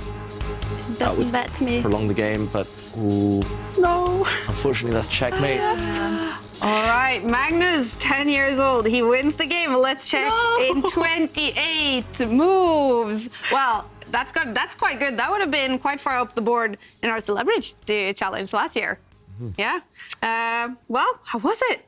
It was stressful, Yeah. and even more stressful now that I know that people are watching. Yeah, you know? right. And my hands are a little bit shaky, and then there's a new software for me as well. So it's fun. This is really fun, really stressful at the same time. So yeah, I enjoyed it. And we do have the table. So you are 1 move behind Joachim Lind from Airthings, but also only 8 moves behind Grandmaster Evgeny Romanov. Okay. Yeah. Okay, I'm happy with that. All right. What did you think of the game, David? Yeah, it was just that one blunder, right? That just letting Play Magnus get your knight and this 10-year-old, ruthless. It's not fair, it's not fair. He's too good. It doesn't let me slip. It is incredible. All right, well, Simon Williams, he is still on top of the table in our Play Magnus challenge. Are you happy about that, Simon? Welcome to the danger zone. I'm very happy to see that I'm at the top. That looked like a good game, very tough game there, but having a great time here down the Goodnight Chess Pub in Oslo. It's getting a bit more rowdy, a bit more busy, and we've got the chess on in the background, so we're going to ask someone soon about their opinion of the match. But yeah, it's been a great game. Maybe we'll go over and just have a little look. So we've got Lars over here. who's been watching the match. And Lars, Magnus is playing against Jan. Who do you think is going to win? I think Magnus is going to win. Of course, I always root for Magnus. Okay, are you a big Magnus fan? Yeah, of course. I always play the London system because Magnus made it relevant and exciting. So that's what I'm trying to copy him every time I play a match. And is London better than Oslo then? Maybe when it comes to chess systems, but not when it comes to cities. I still have to put my favorite on Oslo. Okay, well, I'm not sure about that, but no, I mean, Oslo is fantastic, and you've got this lovely pub here, and you play chess here a lot down here? Yeah, I play a lot. Both me and my brother we think it's a great place to meet for beer and to play chess, so yeah, we try to be here as much as we can. Brilliant. Well, thank you, Lars, and I hope you have a good night tonight and plenty of beer. So we can see it's obviously a bit Magnus-friendly here, as in everyone wants Magnus to win, apart from me. I'm like a Jan fan at the moment, but just make sure no one's going to kill me. Yeah, we're looking forward to game 2 here, so going to be an exciting and hopefully bloody battle. Fantastic. Thank you so much, Simon. And, well, what do you expect from the next game, Simon? I just want to ask you. Well, I was quite surprised Magnus played that line again in the last game, and he managed to neutralise the advantage. I'm thinking in the next one, he's got the white pieces, he's going to come out, and this is a very dangerous time for Jan. Can Jan hold off the Magnus attack? So a great chance for Magnus Carlsen to get one up on the scoreboard. All right. And, well, David, you do owe Simon. It's 1 beer, right? We ended up with 1 beer. It was 1 beer. Yeah? I think I owe him 2 and he owes me 1, so the more the better, right? But I guess you're going to head down to the good night later on, right? And you guys can play some games? Yeah. I shouldn't play too much chess after a few drinks. It does impact the level of my play, but yeah, I look forward to seeing you there later, Simon. Yeah. Simon, you have to practice the chess, yeah, and we'll come down later on. I look forward to taking the beer off you, David, and I like it's 2 beers versus 1 rather than 1 beer. It's the end of the tournament. We've got to enjoy ourselves. Definitely. All right, thanks so much, Simon. We'll check in with you later on. Simon, he's in his right element down at the good night. Yeah, it's not just him, everyone else there seems to be right in their element, lots playing chess, watching the action between these two kind of great warriors, and yeah, I'm a bit jealous of him, I must admit. Is it a favorite place for you as well, Katrina, living in Oslo, being a chess fan? Absolutely, yes. We used to also have club nights there with Offspel. So we use that as our go-to place to meet other members. Yeah. And then, yes, almost every week, I'm down there playing with colleagues or playing with people that I know from the chess community. Yeah, it's a great place. Yeah. So, and you mentioned Offersbill. So you're actually also a member of this club, same club as the world champion. How crazy is that? That is crazy. Yeah. And it's even crazier when he shows up at the club nights. Wow. So, yeah, that was a little bit fun. We had this tournament once, and he was just being an arbiter watching our games. That's not stressful at all. Yeah. That was really a lot of fun, yeah. You've played him online, right, in the Offersbill kind of online tournaments? Yes, I think I played him at least once, and then I lasted 45 moves. Nice. Yes. And I remember that game because that was like the first game. It was a bullet game, so I don't know if it counts. Just throw. Of course it counts. Yeah. Oh, yeah. 45 moves in bullet chess against not Magnus 10. Magnus, what is it, like 30? 30, I think, yeah, last year. Well, is he, when he does show up to these club nights or what it is he also sort of teaching? Is he pedagogical at all? Or will he just be competitive? I think that, as for I've seen, he doesn't go and teach anybody. Okay. He just enjoys himself and watch people play chess. And then I brought my sister down there as well, and we played hand and brain with him and David. Ooh. So I gave my sister the experience of the lifetime there. She was like so ecstatic when she met him for the first time. Yeah. Wow, hand and brain with who won? Ooh. I don't want to talk about it. Okay. We'll stay out of that. Like my sister, she can't forget. She's like, I played Catherine and I beat her. She's not even mentioning Magnus. That's fantastic. That's what chess will do, you guys. And talking about wins, the first game in today's match ended with a draw. We so far had then 5 draws in the final. But the next game is going to be Game 6 in the final. And we all remember what happened in Game 6 in the World Championship match, David. That's right. That's one of the coolest games in chess history. One of the longest, one of the most exciting, dramatic games that we've ever seen, where Magnus Carlsen, after 7 hours and 45 minutes, after more than 130 moves, eventually broke down Nepomniachtchi's defenses. And in the World Championship, you mentioned, Kaja, it was all draws up until that moment. That was the big breakthrough. Could we see a repeat? Magnus had white then, he has white now, and he will be aiming maybe for a long game to try and tire out his opponent. Meanwhile, Jan just making the last-minute preparations before arriving at the board. And it was, well, after that win for Magnus in Game 6, that it did tilt a little bit for Jan Nepomniachtchi. He lost more games after that to also lose the World Championship match. It kind of feels like this could be a decisive game in the final in the Airthings Masters. Yeah, I mean, the games have been hovering right along the edge. You know, there's been big swings in yesterday's match. I mean, we thought Nepomniachtchi was going to win, and then Magnus was going to win right at the very end. And today we thought Magnus was putting Nepomniachtchi under pressure. So, I mean, it does feel like there's something has to give. You know, someone has to crash through.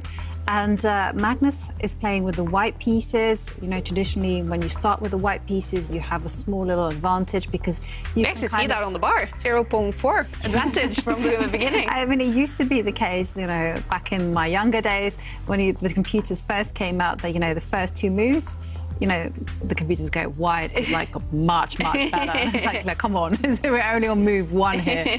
But yeah, I mean, playing with the white pieces certainly does confer an advantage because you can kind of control the nature of the game. You decide what kind of chess you want to be played.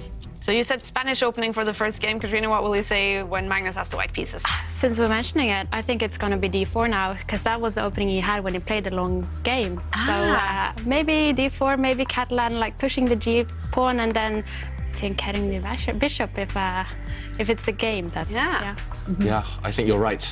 Maybe not necessarily starting with the d pawn, but that type of setup, right? White can go for so many different move orders towards the Catalan opening. And I would be slightly surprised if we see Magnus open with his king's pawn, just because he was neutralized there easily in the World Championship match. I think, Magnus, he will surprise Jan no matter what. He'll surprise us no matter what. Jan is maybe more predictable with his opening choices. And yeah, this match, no boring game so far. 5 draws, super tense, super complicated. It does feel like whoever gets the first win will win the final. It's that close right now. And as you mentioned, Kaja, it's the tilt. I think neither player will really be able to recover from the momentum loss of having that first defeat. So, okay, Jan snacking up on a banana. It's refreshing, very healthy. Okay, I was completely wrong. It is a king's pawn opening. And Magnus now bringing his bishop out very early. So this avoids what we call the Petrov defense. That was Jan Nepomniachtchi's opening of choice in the World Championship match. And now White's bishop having come out allows this pawn to push forward without blocking a bishop in. So normally in openings we say knight before bishops. Not this time. This is the bishop's opening. And Jan, if he brings the black knight out from the queen side and develops it, we might see a transposition to the Italian game, something we saw with reversed colours yesterday. If he picks up a pawn, pushes it forward, that is maybe a more direct attempt for black to neutralise White's opening. What will Jan do? He brings his bishop out, and very sensible stuff by both sides so far. Magnus is going to move a knight. Which one is it going to be? I'm expecting his king's knight. Yeah, I'm expecting his king's knight as well, as I think it's a bit of a big ask to develop the other knight. Although it would make a lot of juniors in the UK very happy. It's a specialty of people living in a county called Sussex. Really? Yes, the county where David's from. And they're all taught this certain line, and all the juniors play it. Why is that? Actually, there are 2 or 3 openings that in Sussex are just extremely popular. Everyone plays it with white and black. Meanwhile, White's knight's coming out here in this game. I remember when I was young, I had a coach. He was maybe the coach who had the biggest influence on me. I started working with him when I was 6 years old. It lasted for 3 or 4 years, the collaboration. And the openings he taught me, he would basically teach them to everyone else. And I guess because I was relatively successful with those openings, everyone started playing them, everyone took them up, and it became a badge of honour that our county were the specialists. Wow. In those openings. So, okay, meanwhile, a few moves. White's knight going to the edge of the board. it's going to trade itself off for black's dark squared bishop. So not the typical Italian game that we would usually see. Instead, white just going for a small strategic advantage of the bishop pair. And yeah, Jovanka, you gave me some good memories there. I'm having flashbacks, getting nostalgic. And Magnus doing his favourite plan, which, as we've seen time and time again, he loves these flank pawn pushes, taking as much space as possible on the edge of the board. And I have to say, it is a rare move. Out of all the ones, it's probably around about number 8 in choice in my database. Okay, so there's pretty much no way Jan Nepomniachtchi would have studied this exact position. Maybe he will have studied something similar. Magnus, though, doing Magnus things, we've seen him before plenty of times push his pawns forward in front of the rooks on both flanks, especially on this queen side, just trying to gain space. Magnus loves his space because later in the endgame, his pawns are nearer their promotion squares. Maybe he's clamped down on some weaknesses. White's A pawn pushing forward, just fixing the black doubled pawns on the B file where they are. And, okay, some mysterious bishop moves from both sides. I'm struggling to understand those, to be honest. But either way, I'm expecting both sides to castle their kings to safety. And yeah, still a lot of tension. There we go, black's the first to castle. White does the same. And despite the fact this is relatively balanced, relatively level position, still, as usual, between these two, far from a draw. And black's knight, meanwhile, going back, is going to step over to the king side, a very typical formation. Those two black knights are going to sit next to each other and act as guardians of the black king. All right. Well, that black king looks super safe, tucked in with a bunch of pieces. Now, since you've only played chess for a few years now, Katrina, what sort of tip has been the most helpful for you to sort of improve the most? I think for me, it was all about the puzzles. I did a lot of puzzles when I started because that was actually the first thing I did when I went to university. I had time to do puzzles, and sometimes I didn't have time to do games. So in between classes, I needed to think about something else. I did a lot of puzzles, and then I saw patterns, and then it just grew on me with these puzzles, and I did a lot of them, and then a few longer games, but I played a lot of games as well. Yeah. So playing a lot, doing puzzles, and then I didn't read much about it.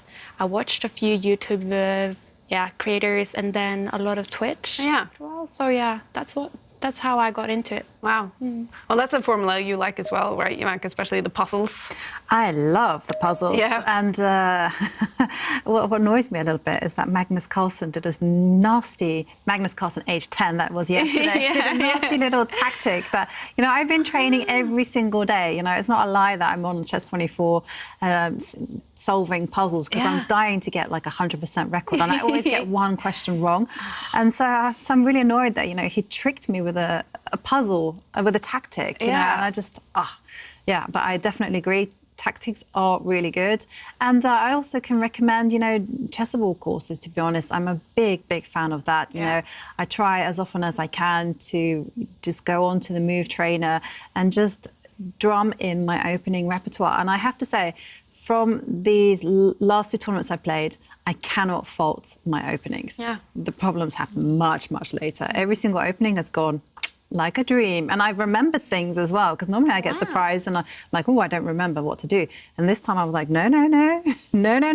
Chessable set. Okay, I'm giving away all my practical secrets here. Like, it's quite obvious which courses I'm studying with.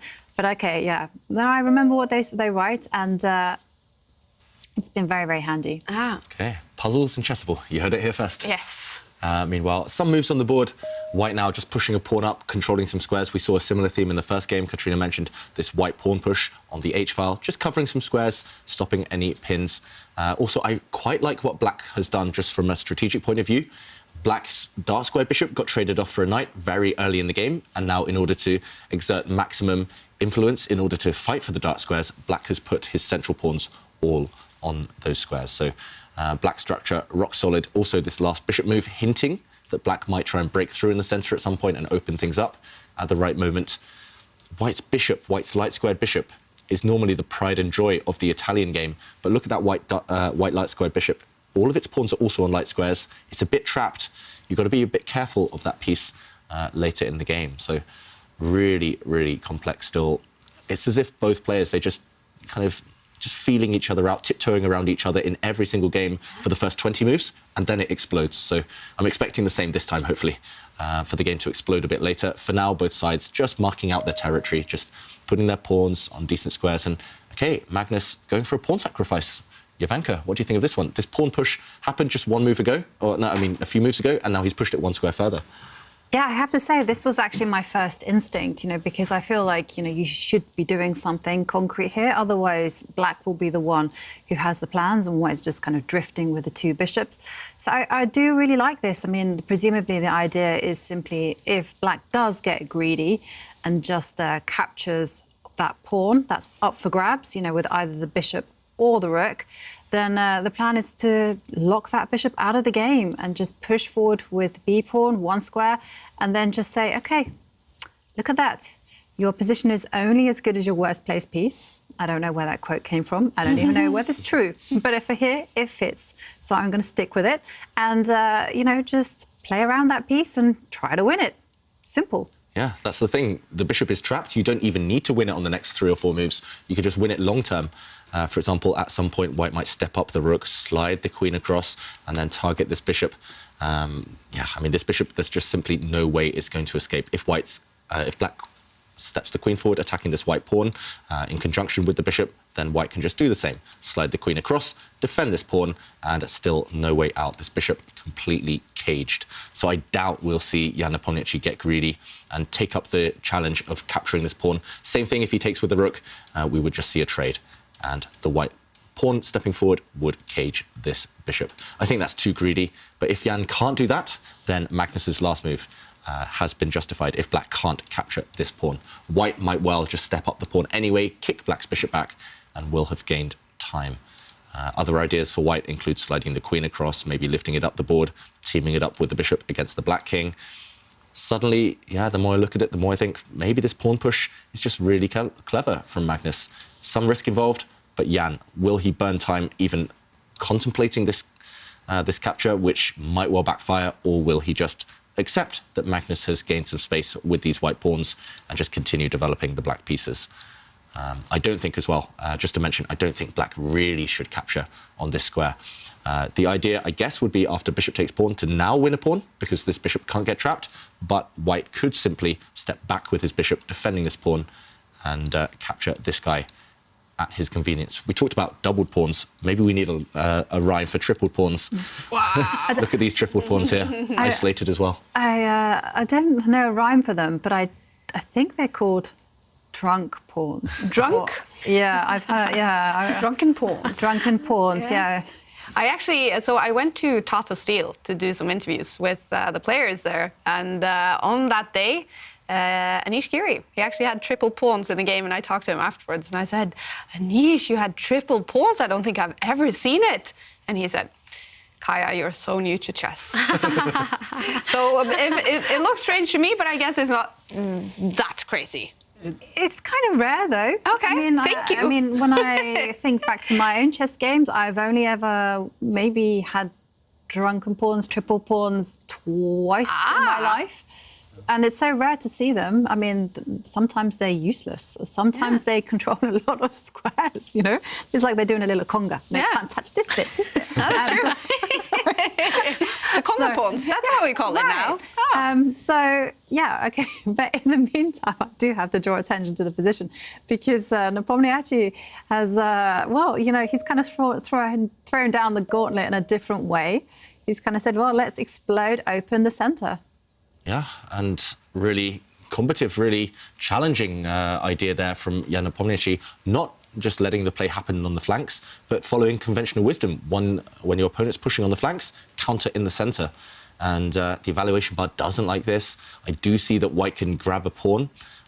Again, it will lead to a really weird pawn structure if white does do this and get greedy. But then again, if white isn't able to find something immediate, then Nepomniachtchi's idea will be justified, especially if this set of bishops, the light squared bishops, get traded. Black's queen coming to the centre, for example, black is doing great. So if we jump into the position, just to show the ideas for both sides, as mentioned, if bishop takes bishop, black is doing fantastic here. These knights, not just great defenders, but could jump into the game later with effect. Black's pawn's relatively strong for now. The alternative for white would be in this position, to capture a pawn, get greedy, but after a trade on this square and after another capture, suddenly whose pawns are weaker? These doubled pawns look like they are ripe for picking after black's queen enters the middle, attacking the rook as well, attacking the pawn next to it. And white's a pawn up, but that pawn will drop. This one, to me, looks very healthy for black. I don't think black's ever better, but unless Magnus finds something special, something really magical, he's going to struggle to find an advantage. Interesting. And now we do have the conga pawns that we now have introduced. And Katrina, from obviously streaming and playing at the same time, do you have like names for some pieces or some structures that you use while you play? I think we have tricked like Kaja into thinking that names and rhymes are like mainstream, that everyone does them. Do you have any catchphrases when you're streaming? Yeah, like I call my pawns for princesses. Like they are my princesses because I like it. they often get into queens. Yeah. So I used to have it for them, but not like Harry or anything like that.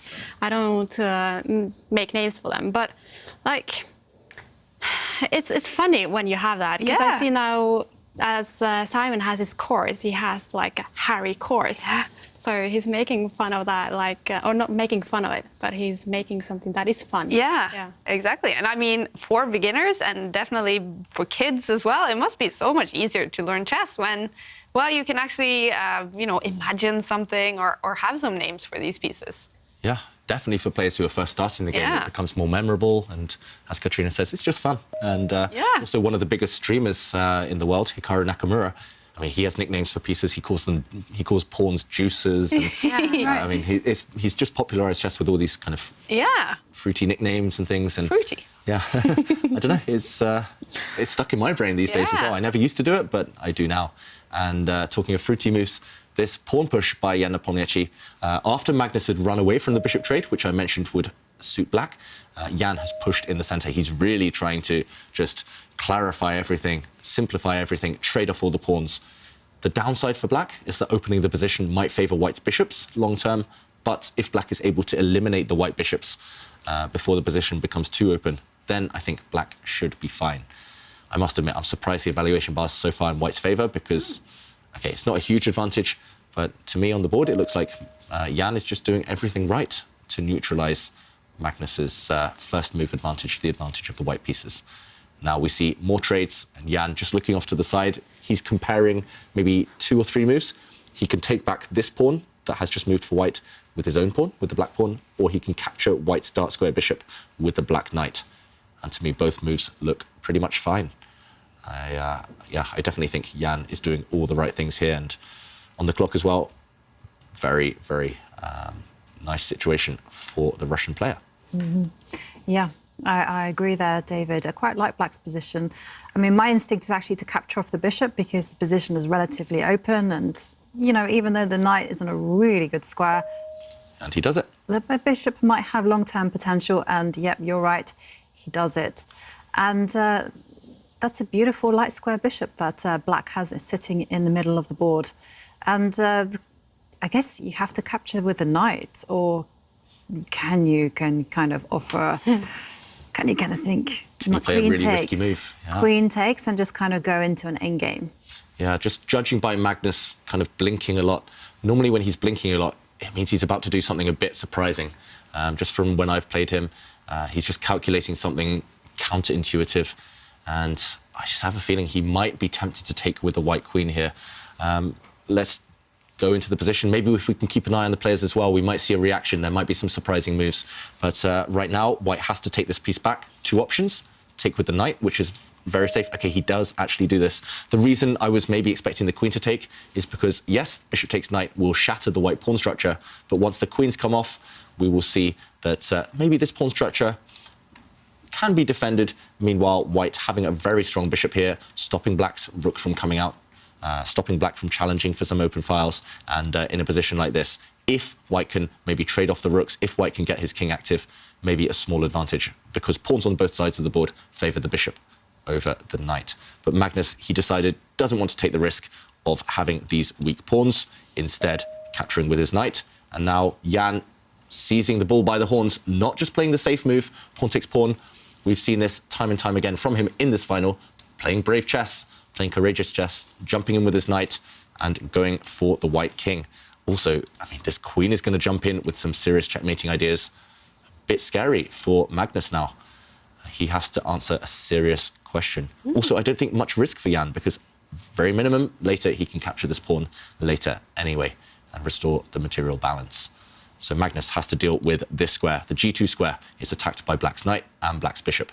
How do you deal with this? I'm not easy. sure. Maybe you have to bring your knight to the center, although this leads to massive complications as well. Blocking this bishop, but then you have to work out, for example, what happens if the pawn pushes to destabilize your knight. Really, really complex. No easy choices, actually, because the more I look at it, the more I'm like, oh, okay, because if maybe, the knight decided to move to a different square to block the diagonal to the F3 square, then maybe this is just, again, a red flag. You ignore the pawn that's up for grabs, and then you just introduce your queen into the game. And suddenly you're threatening knight an even worse threat, which is knight takes pawn check, and there, it's like it's going to explode away all of white's cover.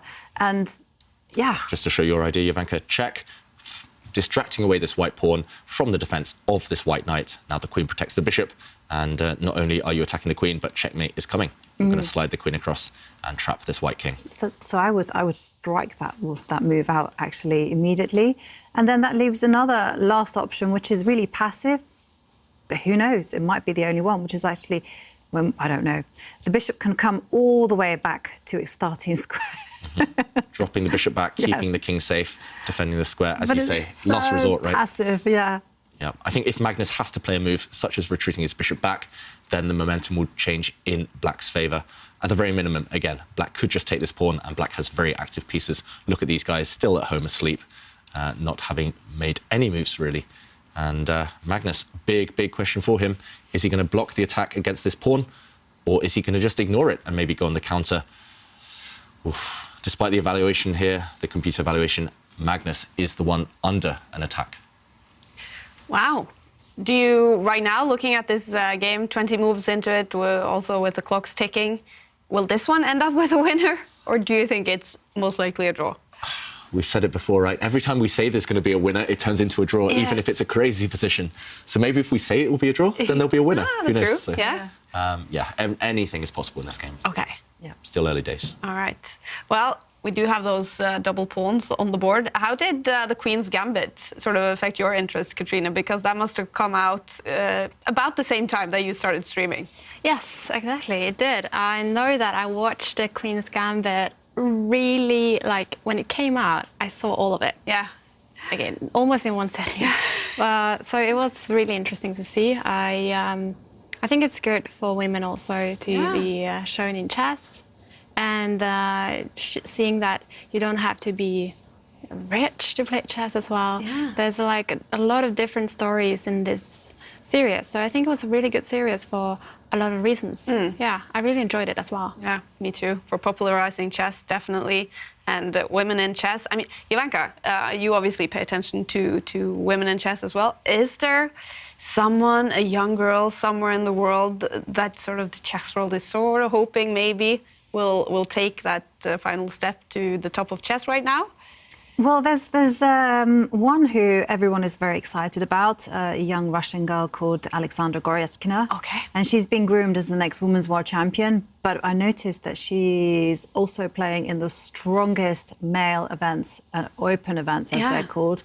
And when we came to the Grand Swiss, for instance, there was one for the open and one for women, exclusively for women. And she was playing in the open. And she was also playing not in the Russian women's super final. She was playing in the male, the open super final. And she did really, really well. And she's been groomed as big things. And so just to go to the board, because we saw Magnus actually played the last resort move that we didn't expect. Yeah, I think Magnus maybe just one eye on the clock, realising he's really low on time already. He decided, OK, safety first chess, dropping the white bishop all the way back to act as a defender. And as mentioned, black just regained his pawn. He recaptured a pawn that he had given earlier in the game. So level material again, but if you compare the pieces, black's knight more active than white's knight, that black knight especially strong. Also black's bishop with eyes on both sides of the board. White's bishop just purely a passive piece. So maybe Magnus can equalize this position, hold it if he's accurate, but black definitely very happy right now. And Jan, he's leaning back. He's got to be very content with what he's been doing. Meanwhile, White's knight going in this direction, very surprising. That's very surprising, totally. I mean, the first move I was thinking of was, oh, maybe I could decoy the light squared bishop and move it to another diagonal.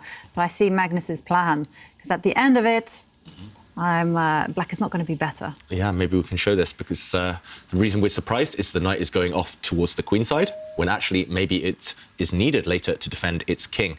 And, OK, black brings the queen out. That's very sensible. We'll look at this in a moment. But after knight takes pawn, Jovanka's move, winning a pawn, temporarily at least, just deflecting away this bishop, as mentioned, from the defense of its knight. Suddenly, black is a pawn up, but after, for example, a queen trade, I'm not sure which black rook captures here, then this pawn drops at the end. And suddenly, Alice, the A-pawn, is going to march up the board very quickly and also promotes on a light square. So this would have been good for white. Let's catch up with the game.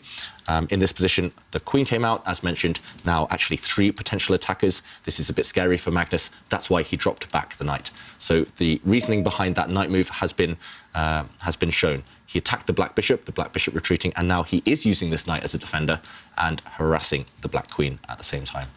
So, yeah, I was only looking in one direction with that white knight. He kind of moved it over one side just to bring it back, centralize it. And now, yeah, it feels like Magnus has plugged all the holes with this white knight. This white knight doing a great defensive job and attacking job. So no leakage. No leakage, exactly. Not right now, at least. And when the black queen moves, I mean, it has to make a decision. Does she go this way? Does she just slide across? When the black queen moves, white has more time, maybe to develop the queen, starting to create some threats. So, yeah, Magnus actually finding a really nice maneuver to hold the balance. And there we go. The queen lines herself up with the white king. Very sensible. And if black gets the time, black would love to push one of the 2 pawns forward, either Harry the H-pawn or Freddy the F-pawn, to kick away that white knight from its square. As mentioned, that white knight is holding everything together, and Jan wants to destabilize it. Now, this is sort of game 6 in the match here in the final. They played 4 games yesterday. They were all draw, so the first match was tied. This is the second game in the second match. They drew the first game, and if we do have a winner in today's rapid match, then that player will be the winner.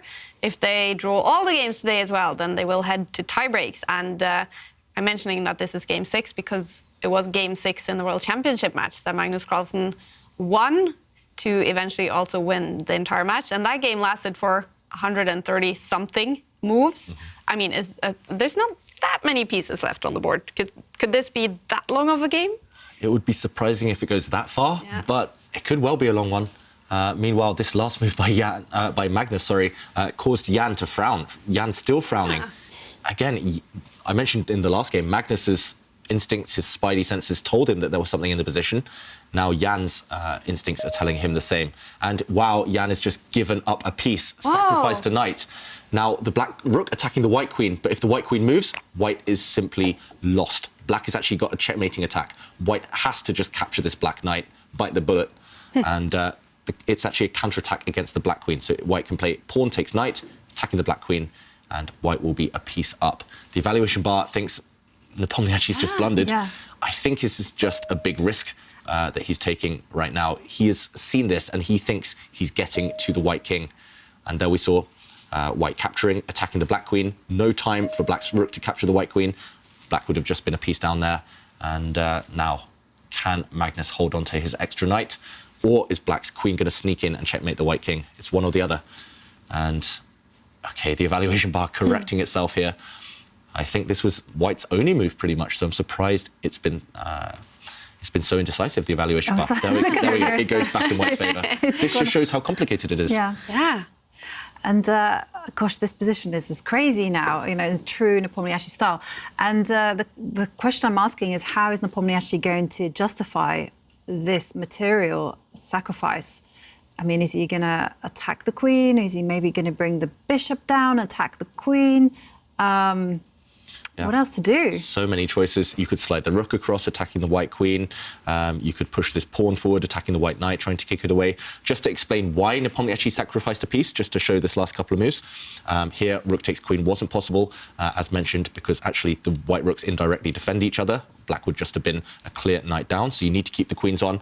And after this capture by the black queen, if the white queen had gone anywhere else other than the square it occupied, then the black queen would have indeed snuck in and checkmated white in the corner, utilizing the bishop from afar as well. This white king would have been trapped. So maybe Jan underestimating something in this position. For sure he had seen this in advance, bringing the white queen forward, still keeping an eye on this important square. But maybe he thought he could just slide the rook across. Maybe he thought he was just winning here. But white can block this attack against the white queen just by sliding the knight back. And suddenly, I think white is holding everything together because the queen can also challenge the black queen. Still super complicated right now, but white is holding, and black needs to find something. I would be tempted to push this pawn forward, trying to destabilize the white knight, but maybe now white can not retreat it. White can just challenge the queens. Such a complicated position. I'm not seeing the justification. The evaluation bar doesn't see compensation here for black, but from a human point of view, it does still look scary. This white king, very, very open. Jan, he played it by instinct, but clearly he hadn't calculated the follow-up. Now he's spending the time, but it might be too late. He already sacrificed the knight. He should have thought for 2 minutes before sacrificing. And, okay, I don't see the follow-through. How about you guys? I don't see any follow-through either because, you know, I was just considering, I liked your move of attacking the knight, but for the reason that you showed, that looked very, very convincing. And then if the black rook does step to the side to attack the queen, then maybe the knight can retreat itself. I'm just checking. Or maybe that leads to a draw. No, it doesn't lead to a draw because the queen can... This check can be blocked by the white queen. Yep. I mean, maybe his best bet in this position, instead of giving this check, is to try and do one of Simon Williams and one of Magnus Carlsen's favourite things, go for a swinger, use one of these rooks and swing it across to try to get to the white king. It still looks pretty scary from a human point of view, I must say. For example, I'm not sure which rook you should use, to be honest, but for example, this rook, bring it up the board, threaten a nasty, really nasty check. How does white defend this? Wow, I mean, I'm struggling even now to find a defense for white. Maybe you have to be really sneaky in some variations and drop your knight back, for example, hitting the black queen now, counterattacking, maybe threatening some back rank checkmates with the white queen. It's just a big mess. And maybe it's a mess that favors white, but there will be some tricks along the way. And Jan, very surprisingly, uses this rook to hit the white queen. And okay, there must be a reason he left this rook on a square. It's blocked. White's queen now hit, and it shuffles out of the way. I'm very, very surprised by that move, actually. You know, out of the two rook moves, I mean, it's so much more logical to move the F rook. Yeah, now control 2 lines rather than control 1. And this guy's boxed in now. Yeah, and Magnus now following all the rules. You know, what move can you now play as a consequence of black's last move? And the rook was on the d8 square. Now the queen can move to the d3 square. And the queen, as David's highlighted, can swing across when she wants to. Yeah, and Jan has pushed Harry, this h-pawn marching forward. And, okay, this must have been his idea, but this is met by Magnus just retreating his knight. A really ugly passive square, but it looks fine for now. The only safe square, actually, because now a check from the white king, from the black queen to the white king is just blocked by the white queen. And if the queens come off, this knight will activate later and decide the game. White is simply a knight for only a pawn up, and there's no follow-through. Yeah. Simply material is going to decide this game unless Jan now finds something magical. Wow. Imagine sacrificing a piece and then realizing it's not really working. It's one of the hardest things in chess. But is this Jan sort of attacking again, like we saw him do all day yesterday? I think it's his instincts that are maybe slightly going wrong here. You know, he's like, okay, well, this would be dangerous. Let's not calculate. Let's just go for it. And Magnus is just using brute calculation just to work himself out of danger. Well, Jan, he has said it in interviews because of course, his mind is also with everything that's going on in the world, being in Russia. He's been worried about the situation. So he has said that he's been playing on intuition, and it's been working great for him. Is this maybe now the moment where his intuition failed just a little bit? Yeah, the thing is with chess is that it's not just intuition, it's also calculation, it's also knowing what positions to go for, it's also endgame, it's also opening, it's just the whole storybook. So you can't just rely on good instincts, you have to back that up, especially when it comes to critical decisions like this, giving up a piece. There's no way back because, it's do or die, roll the dice. Because if it goes wrong, it's going to go seriously wrong. And one thing I really wanted to mention about Magnus's position is take a look at the queen and look at how she's always within touching distance of her king. And this is a really good defensive kind of strategy. I just say this because I once played partner chess with my husband, and we had a similar type of position where our king was exposed, but we had a piece up, and he went off with his queen to the other side of the board, pawn hunting, and I was looking at him in shock and horror, and I was like, no, that queen should be there protecting her king. And yeah. Well, I'm taking notes on that as well. Okay. Queen in touch with the king. Yep. You need her just one move away from sliding across to the defense, and that's where she is right now. And if the white queen does get that time to slide across, trade herself off, it's just going to be game over. Magnus is going to win. But I was just looking at the amount of time spent as well. Jan only spent 48 seconds to give up a whole knight. You can't calculate this type of position in 48 seconds.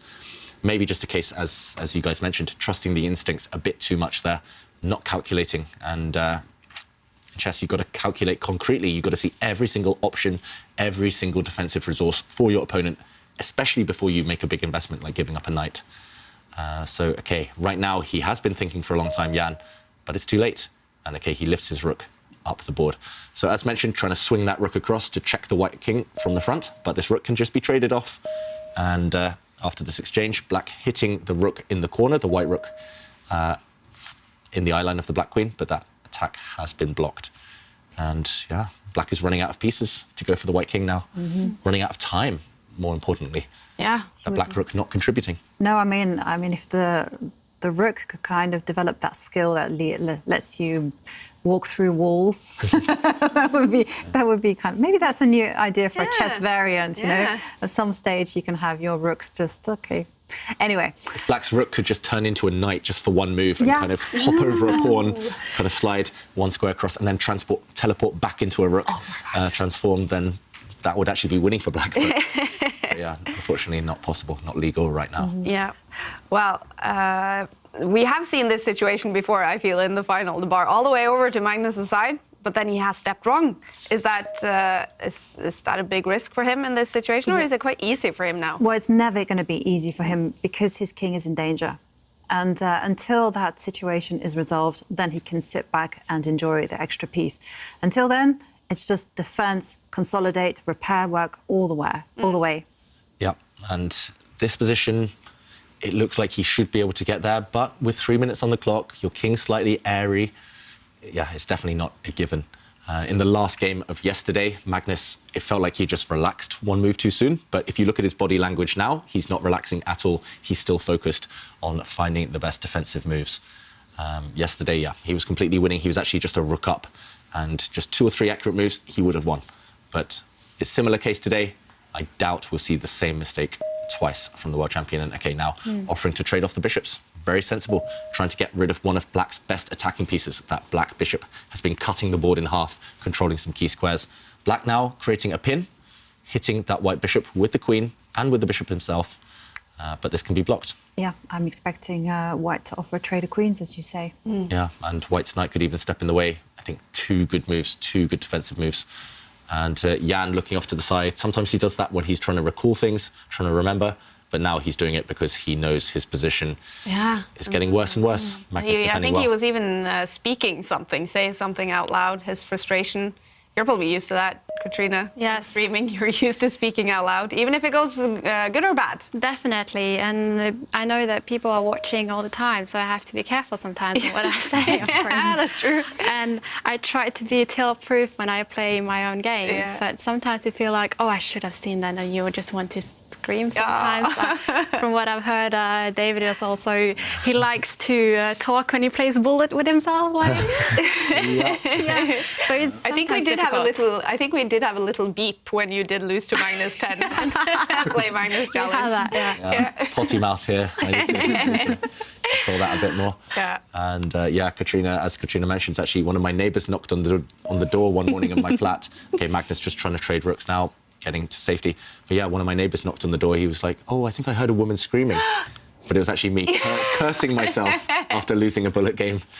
So, yeah, it happens to us all. Yeah, chess will do that to you, definitely. It can be extremely frustrating. I have someone at home playing chess as well, and there are some marks in the floor, in the TV, some plates have gone... Yeah, yeah. All because of chess. That's terrible. I know. It's you know, you just kind of, maybe the mouse, that's the only thing that's forgivable. The mouse...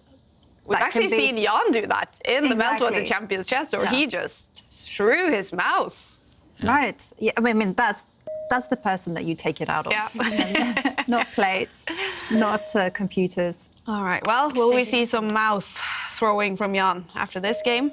I don't think we'll see any mouse throwing because, in a way, Magnus has just played really smoothly. And I think the top players, they accept it when their opponents play well. Often the mouse throwing, the cursing, the anger comes when they feel they inflicted the defeat on themselves. And let's just catch up with the current game. Bishops came off the board, rooks came off the board. Black actually won another pawn in the process. So now a quick count shows that white has an extra knight, but black has 2 pawns in return. So some compensation at least. But the problem is black's pawns are far, far away from pushing or promoting. They are not dangerous at all. So white's knight at some point will start to coordinate with its queen, and the white queen and knight together should overwhelm black's forces. The only thing you have to be really careful of here with white is to not go too far away from your king with your knight, because then some checks might come. But it feels like a distant dream right now for Nepomniachtchi to ever get that type of perpetual check that will save him. So white, meanwhile, centralizing his queen. This is what Magnus loves to do. And he's got all the time in the world to start improving the white knight. There we go, the white king super safe, tucked away in the corner. And this is why also having a queen in the middle of the board is so good. It stops potential checks from the enemy queen. And Jan, meanwhile, at least hitting a pawn. He's trying to make it as difficult as possible. He's fighting. Credit to him. And, OK, can we see Magnus messing this one up? I don't see it personally. Maybe, I mean, but it does require a lot of help from Magnus. I mean, one idea that I can see in conjunction with this perpetual check is actually the creation of a passed pawn. Say, for instance, you just push your pawn, the b7 pawn, move it up 2 squares, and then, you know, instead of capturing back, you try to run with your own pawn. But unfortunately, now Magnus has put his knight in the centre. That's never, ever going to happen. So...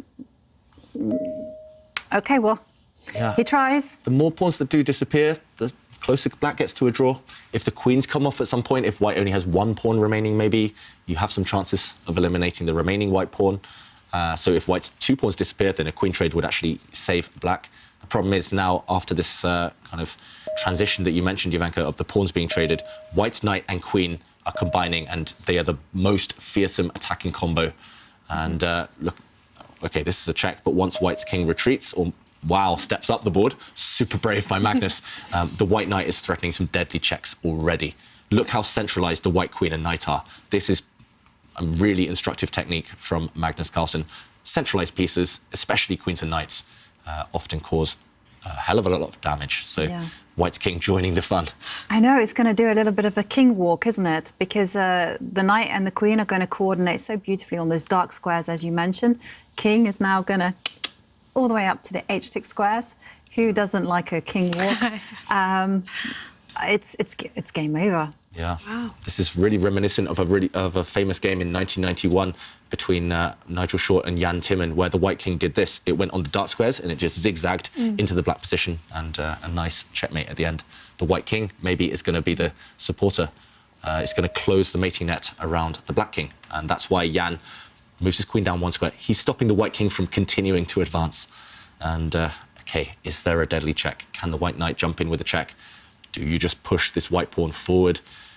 And this white pawn that's attacked by the black queen, that would be maybe too brave. But at the very minimum, you give a check with the white knight, and then you start to think. Magnus, less than 2 minutes on the clock right now. What move would you make if you were white here, Katrina? I think I would push the pawn and then I would get my king out to h6, like walking the king, because I just had a mate like that, like last night or something. Really? Yeah.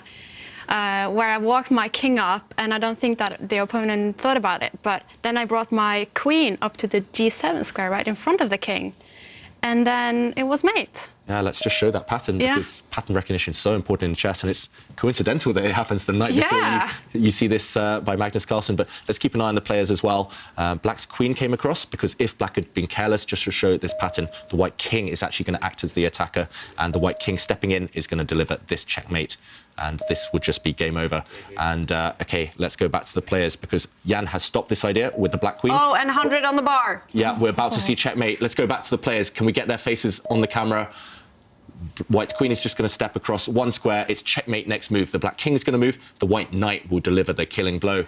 There we go, the first win of the final. Wow, and of course it happens in game 6. Magnus Carlsen, he wins this game with the white pieces. He goes up by 1 point in the final, and that means Jan Nepomniachtchi, he has now 2 games. He has to win one of them to take this to tie breaks. If the next game is a win for Magnus Carlsen, then he will be the winner of the Airthings Masters. Jan Nepomniachtchi, he needs at least a draw in the next game to still be in contention for the title.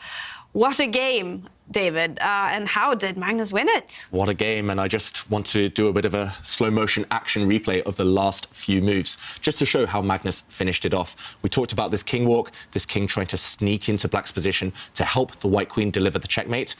Black now, Nepomniachtchi, saw this idea and he cut off the white king on the edge of the board, the black queen controlling all these squares, but now the black queen has been deflected away and Magnus delivered the checkmate with a series of checks. And this is one thing you should always look for. Checks first in every position. The knight gave a check, the king moved. The knight gave another check, the king moved. The white queen gave a check, the king moved. Nothing else to do. After this check, Jan Nepomniachtchi resigned because there's only one legal move in the position, putting the king in the corner on the side of the board and the white knight stepping back. This would have been checkmate. Wow, Magnus Carlsen wrapping it up in style.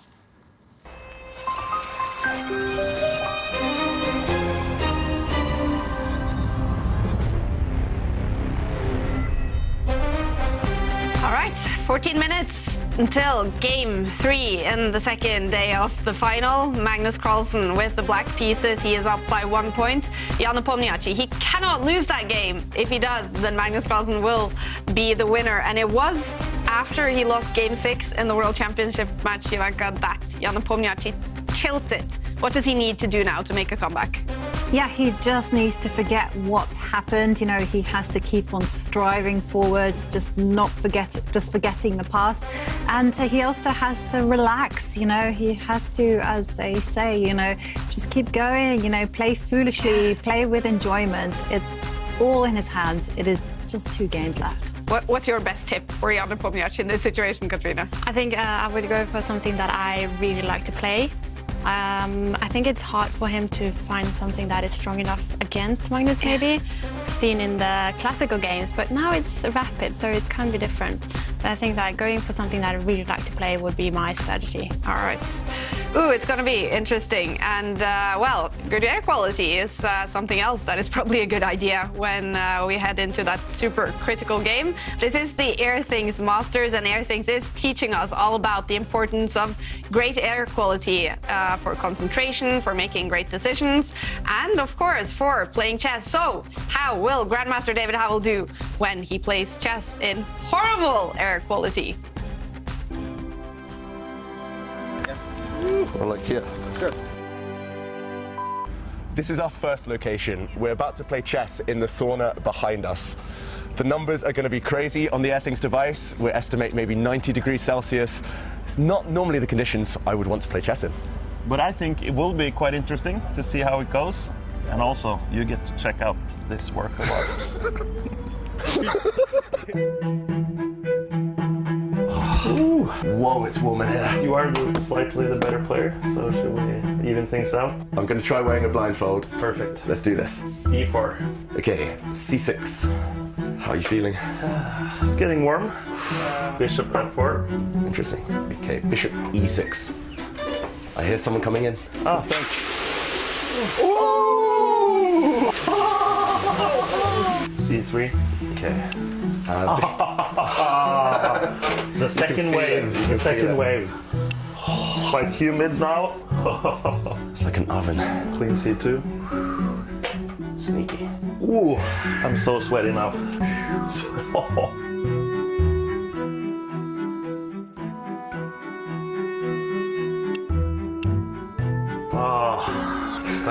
tough to focus. Oh, this hat is killing me. Knight G3. All right, the clock is completely dead. The chess clock is not working. It's well above 90 degrees now. I know, I can feel it. I can barely talk. Oh my god. King G1. Rook. The PM level, the pollution levels, is way above what's recommended. Whoa. So it's probably from the fire we have here. I need to get this game over and done with. Bishop C2. It's just a big fat blunder. Knight F3 check. There it is. Good game. You can take the hat Game. Oh wow. Okay, so now we'll go from one extreme to the other. We've just been in the sauna, extremely hot. Now we'll go to the icy waters in February in mid of Oslo to see how you perform. Shall I bomb in? Shall I properly dive? After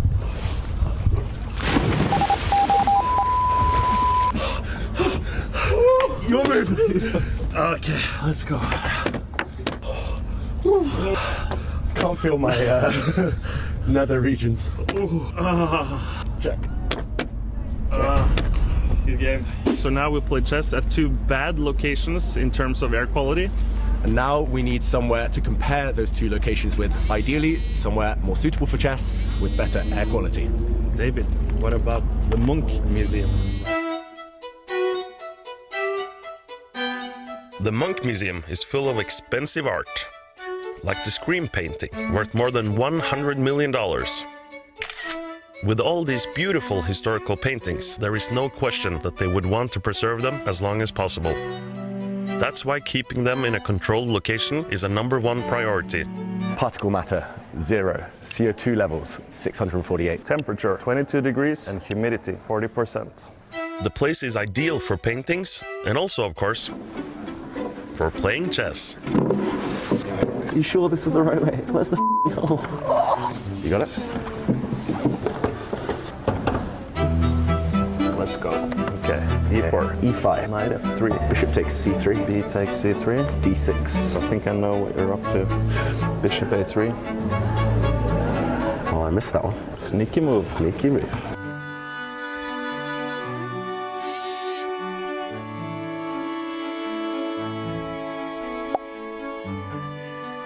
You're coming for me.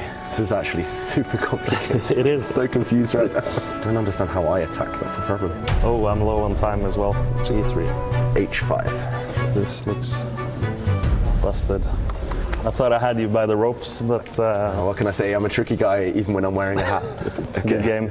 Cheers, good game. First we played in the sauna. The quality of my play, at least, wasn't the best. But finally, here at the Munch Museum, I put up a good fight.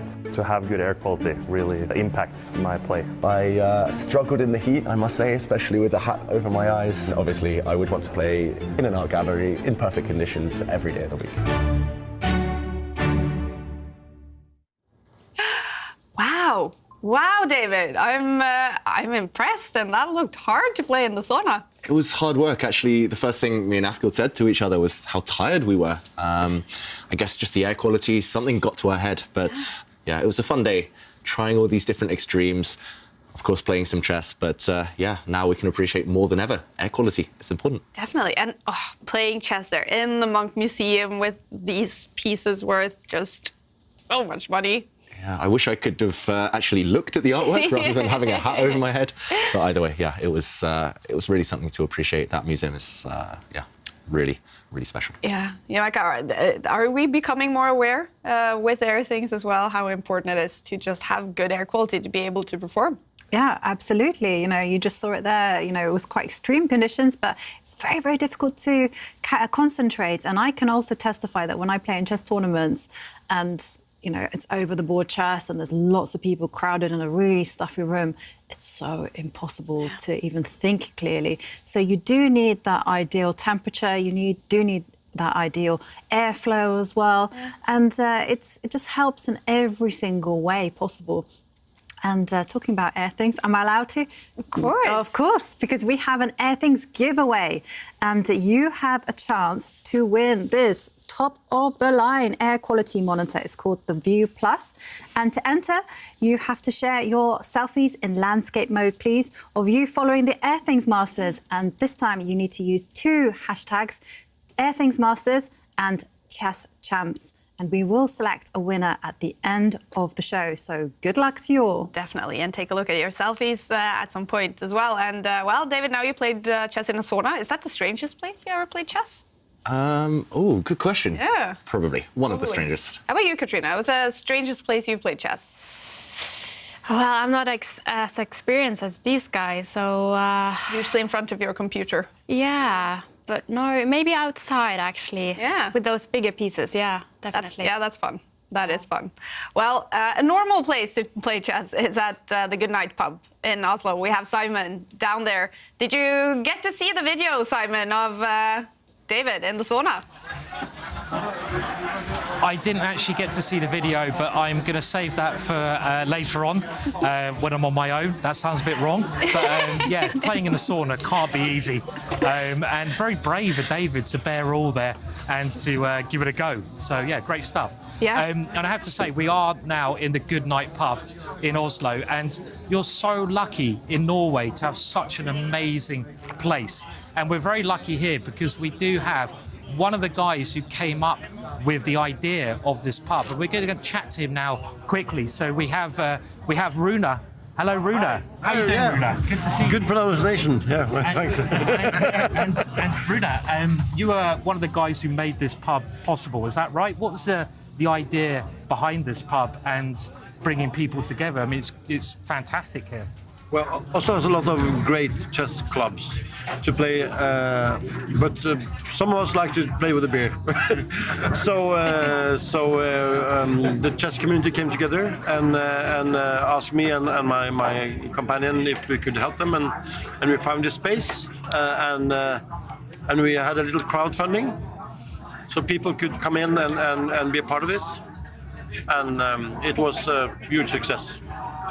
It's amazing. I mean, I actually did get in on the crowdfunding, and I do own a little bit of this pub. Yeah. So, I do own a little skull, a bigger bit of it. So yeah. But that's really cool. So we've got a lot to thank for Runa here, and I hope I pronounce your name okay. But it's really good, and it's great that you've got such a lovely community here. And we also hear a little rumour that outside we have a crowd of people waiting for Magnus Carlsen to win his game.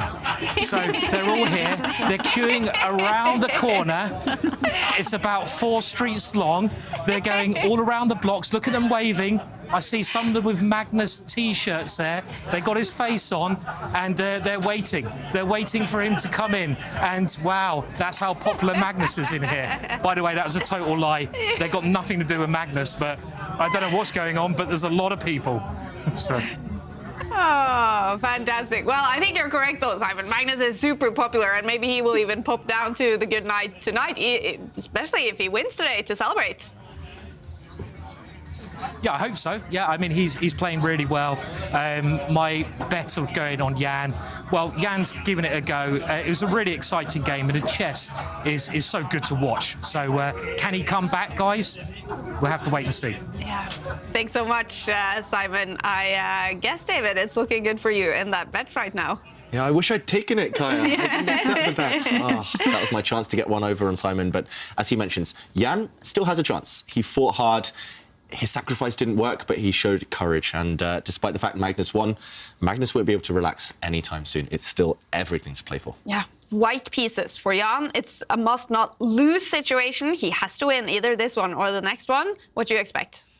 I think he might well take a big risk at some point in this game, just because having white you back yourself there, especially at the top level. You don't fancy yourself necessarily to win on demand with black. Yeah. If this game is a draw, Jan will be up against it. So this game is the key. He needs some risk, but it has to be at the right moment. Yeah. And here they are, our two finalists. Magnus Carlsen up by 1 point. This is game 3 in the second match. What will Jan Nepomniachtchi play? Do you have a strategy, Katrina, when you are in must-win situations? Do you have certain openings you always play or something you always do? Definitely. What yeah. is Avoid e4. Okay. No, I don't know much theory in e4 pushing the king's pawn, so I keep to d4. Yeah. And then I really like to go for like some solid, especially for black. I really like Asivanka Karo Khan for black, and it keeps the position really tight. And every game I won over the board in classical tournaments has been with black. So playing the Karo Khan. You played your first tournament actually just last year, Katrina, Yes. in Stavanger at Norway Chess. Yeah. First over the board tournament. Did you enjoy it? I did. Oh, but as you're saying, it's a big venue where a lot of people are sitting, so the air quality there was... Oh, really bad? Yeah. And only boys, you know? Yeah, they want it cold, right? Yeah, we've learned that. All right, well, game 3 started. David, what are we seeing? It's another Sicilian defense, this time slightly less cagey than the first game of today. It's the open Sicilian, Jan Nepomniachtchi going on the attack early. And this last pawn move by white, pushing a pawn, then white g-pawn forward, shows his aggression. But Magnus reacts instantly. This is the height of opening fashion. This is one of the most trendy lines, the most trendy variations in chess right now. We saw a trade of knights, black pushing a pawn forward. Now white is the first to castle. Black really needs to catch up on piece development, though. If you look at all of black's kingside pieces, all of the pieces on this side of the board, they're still asleep. They're still at home. So white will love to maybe push all the pawns forward and initiate an attack at some point. I think this is a great opening choice, though, in a must-win, almost must-win situation. And what I really like about Nepomniachtchi's choice is that we're actually following a game that Niels Grandelius played against Magnus Carlsen in Vikensay this year. So that was literally in January. And, well, that means that Nepomniachtchi has some preparation at hand. Yeah, and that opening between Niels Grandelius, who actually used to work for Magnus Carlsen, used to be one of his coaching team, that opening led to a white advantage, a big white advantage. Grandelius had Magnus on the ropes in that one. However, I do happen to know that Magnus mixed up his move order in that game. He'd prepared very deeply. He studied, I think, past move 20. He just mixed up the move order, and that's why he was in trouble. So will Magnus maybe come up with an improvement on that game? Will he try and throw Nepomniachtchi off the scent early by springing a surprising move now? Either way, I still like the strategy by Nepomniachtchi. I think at least Magnus will have to be super accurate to survive this opening.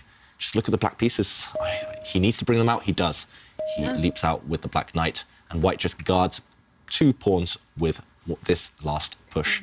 And this is Nepomniachtchi's improvement. He actually had this position, this variation with white in the FTX Crypto Cup, the knockout portion, against Fabiano Caruana. And that game ended in a draw, I think, if I get my stats. Yeah, draw. And now, instead of just pushing the G-pawn up and attacking the knight, he's like, no, I'm going to reinforce my pawn structure in the center. Okay, so clearly something Nepomniachtchi has studied recently, maybe part of his preparation for the World Championship match. Maybe he just looked at it this morning. But either way, it will be fresher in his mind than Magnus Carlsen's mind, most likely. This isn't Magnus's main line, despite the fact he had it just last month against Niels Grandelius. Magnus only tends to go to this opening in situations where he is embracing the fight. That's why I'm surprised. A draw would be a great result for him. He's not trying to lock it down with the Petrov defense, the Berlin defense, something that we, as commentators, maybe are reluctant to see. Instead, he's putting on the show and fighting fire with fire. One thing that's super interesting is actually, you know, when I've looked through the games, I always see one name that stands out that Magnus has been following, and it's always Jordan van Forest, who was his second in the World Championship match. I'm like, oh yeah, one game in my database. Look who's played it with the black pieces, Jordan.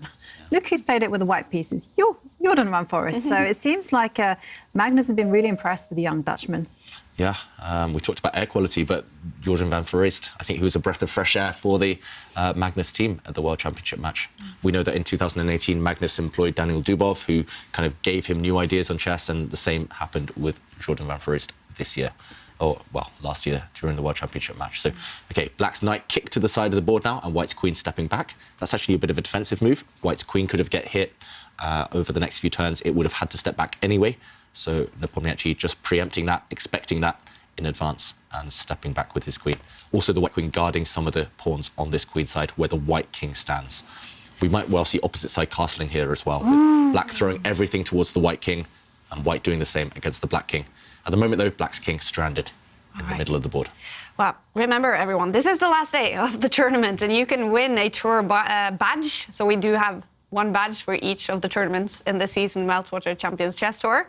And you can actually win a badge by playing in the Tour Badges leaderboard. And if you use the code that you see in the bottom of the screen right now, you can go premium with a 50% discount. So head into Chess24 to check that out. And David, I guess you have to pay extra.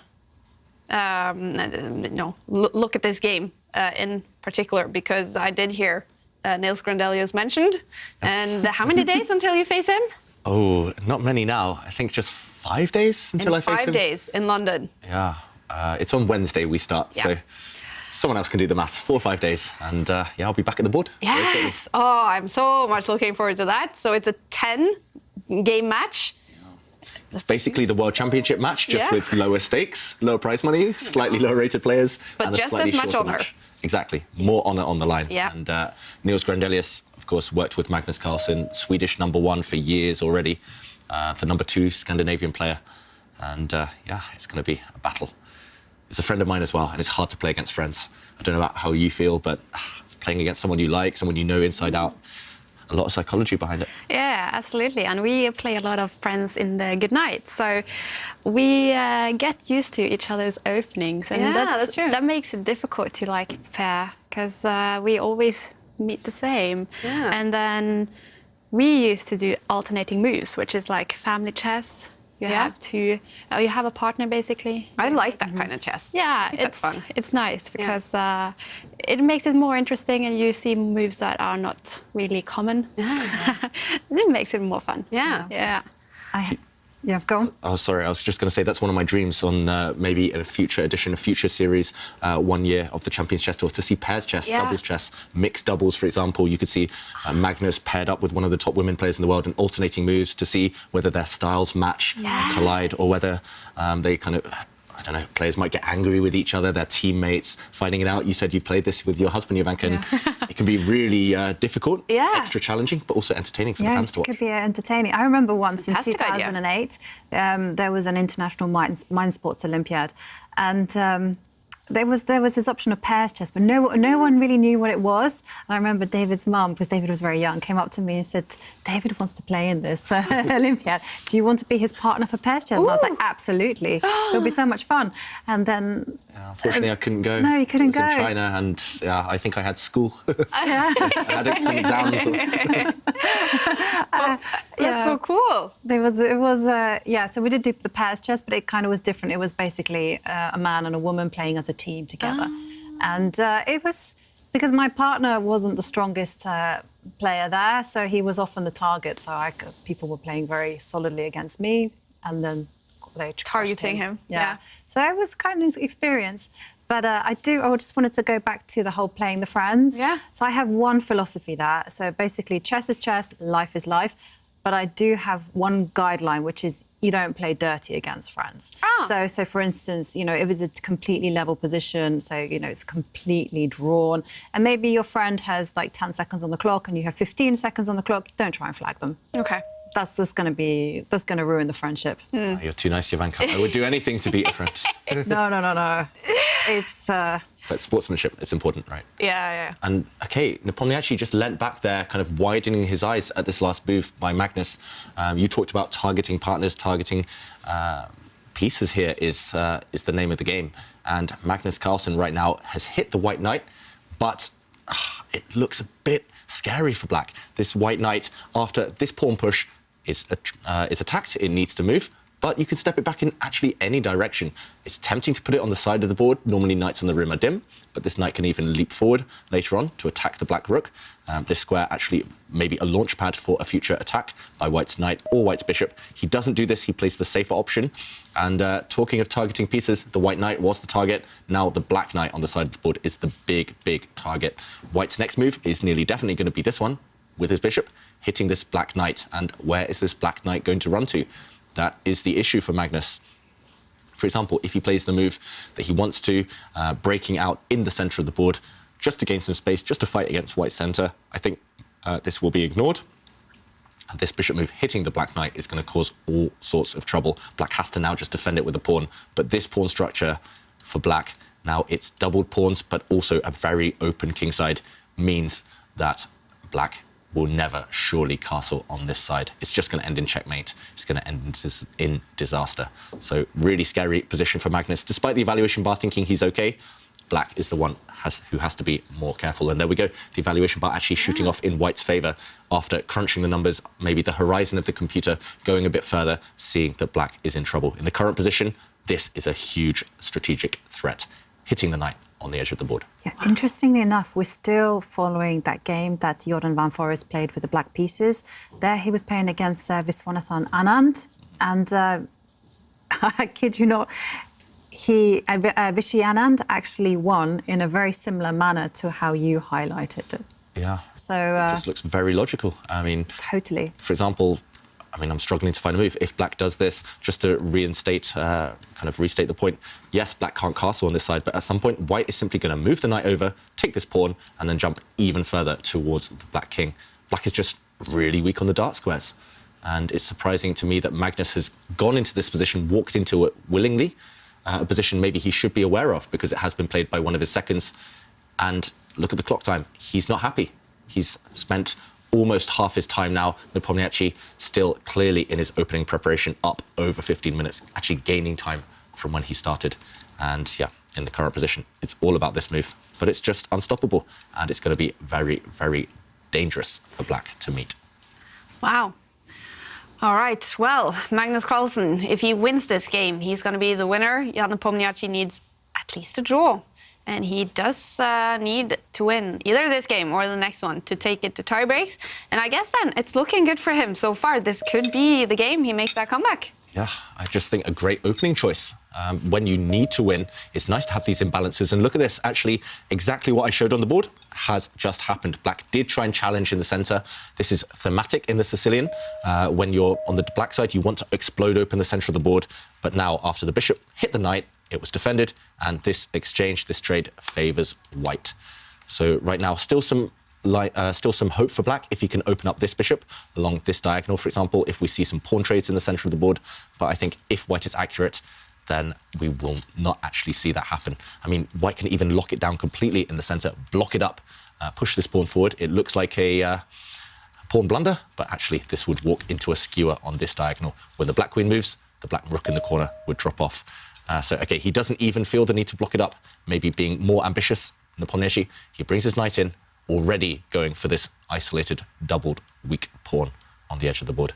And from there, he'll jump in towards the black king. It's sharpening up. And I can actually see that this has kind of been analysed in July 2021, but it didn't look good for black. Okay, so it's been analysed. This would be a real disaster for Magnus Carlsen, walking into a variation that is known. And okay, the evaluation bar saying black is fine-ish now, but from a practical point of view, unless he's 100% sure, I think he's going to walk into danger. This black king stuck in the middle is going to be stranded there for a long, long time. And Nepomniachtchi looking off to the side a moment ago, is that his recall face? It just feels to me as if he may have studied this position before, or at least something very similar to it. As Ivanka mentioned, this has been played before. Much of this line, and he will be aware of the ideas at least. Yeah, I mean, this kind of reminds me of a lesson that happened to me many years ago when I faced a very sharp opening against the Caro-Kann, and I didn't know my theory, and I lost very quickly. And what happened?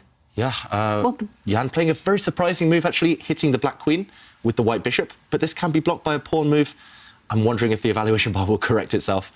Yeah, I mean, this still feels super sharp, and to me, Jan Nepomniachtchi may be still in preparation. So, Okay. yeah, that evaluation bar, let's ignore it for now. It's going to swing and swing and swing, as it has done throughout the whole final yesterday and today. So a human move. Yeah, it's a very human move. Okay. I think we'll see some fireworks. And there are some ideas behind it. I think Jan is actually getting ready for some really surprising sacrifices. We'll show it if it happens on the board. And what's the clocks? Yeah, no, I was just going to say, if you're going to play sharp variations, know your stuff. That's it. You know. Inside out. Yeah, inside out. When it comes to your opening repertoire and you have a very solid one, but there's like a few lines that are critical, those are the ones you need to know. And here, you don't go into this blindfolded, so to speak. You know, you've got to know your way around these positions, because it's just razor sharp. You know, look at Black's king. It could, with, you know, if Magnus plays a big blunder, he could be checkmated any time now.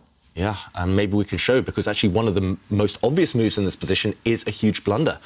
This queen is attacked by White's bishop, and if you step forward with a pawn to block this attack, White is just going to say, OK, I don't care about pieces, I need to open up lines towards the Black king. White is just going to take this pawn, sacrifice the bishop, and once the queen comes out, White will just slide across with his rook. And actually, maybe even more powerful is to give a check first, and once the king moves, now slide across with the rook. And look at the power of the white rooks here. This rook, the white queen is going to hit both these bishops. Everything is falling for Black, and worst of all, it's going to end in checkmate. Maybe you lose the queen, and then your king will be the next target. So I don't think Magnus can open things up by blocking this attack to his queen. He needs to move his queen out of this diagonal, but the question is where? If you are careless and put it on the wrong square, White's queen will still jump up with a check, supported by its rook down here, and Black will be in huge trouble. So you need to move your queen, and you need to defend this square that the White queen wants to use with a check. If you step it up the board, maybe the White bishop sneaks in as well. Look at these dark squares, how weak are they? Black cannot castle on that side. It's just, that would be suicidal right now. It's too open. Just looked like huge trouble for Magnus. Maybe just by process of elimination, he needs to step the queen back to challenge the White queen, just to gain a bit of time. I don't think White wants to trade queens. White wants to give checkmate. But then again, once the White queen moves, still an attack against this queen, gaining time now for White. And this looks super scary, and that's an understatement. I think Black is in big practical trouble. OK, he does drop back with his queen. Now he wants to trade off. So Black's queen threatening to capture the White queen, but White's queen is just going to move out the way. And Nepomniachtchi will continue the attack. Wow. And Magnus is almost 10 minutes down on the clock. How rare is that? Super rare. Yeah, and Nepomniachtchi has just under 15 minutes, you know. He's almost the same time that he started with, which is a great news for Nepomniachtchi's fans. And I don't like, and also to top it all off, I really don't like Magnus's position. And he doesn't like it either. You can just tell by his body language that, yeah, this has gone wrong. I think even if he saves this game, Magnus Carlsen, he will look back at this as a bit of an opening disaster. He's just been out-prepared. Jan clearly, when Jan gets back to the board, he'll play another quick move, I expect, but he's clearly in his preparation. He's clearly studied this or something similar before. Magnus, unfamiliar with the ideas, uncomfortable, being attacked. And also, last season of the Champions Chess Tour, when Magnus eventually triumphed, the only times he ever really lost games was by a direct attack against his king. It's all to do with king safety. He nearly never loses an endgame. He nearly never gets kind of tricked in simple positions. It's only when his king is the big target. And here the Black king is the big target in the middle of the board. This feels like, for example, a Dubov game from the white side so far. It's just about whether Jan Nepomniachtchi can eventually trap that Black king. But no queen trades. I think that's the only prediction I'm making so far. White will avoid this trade.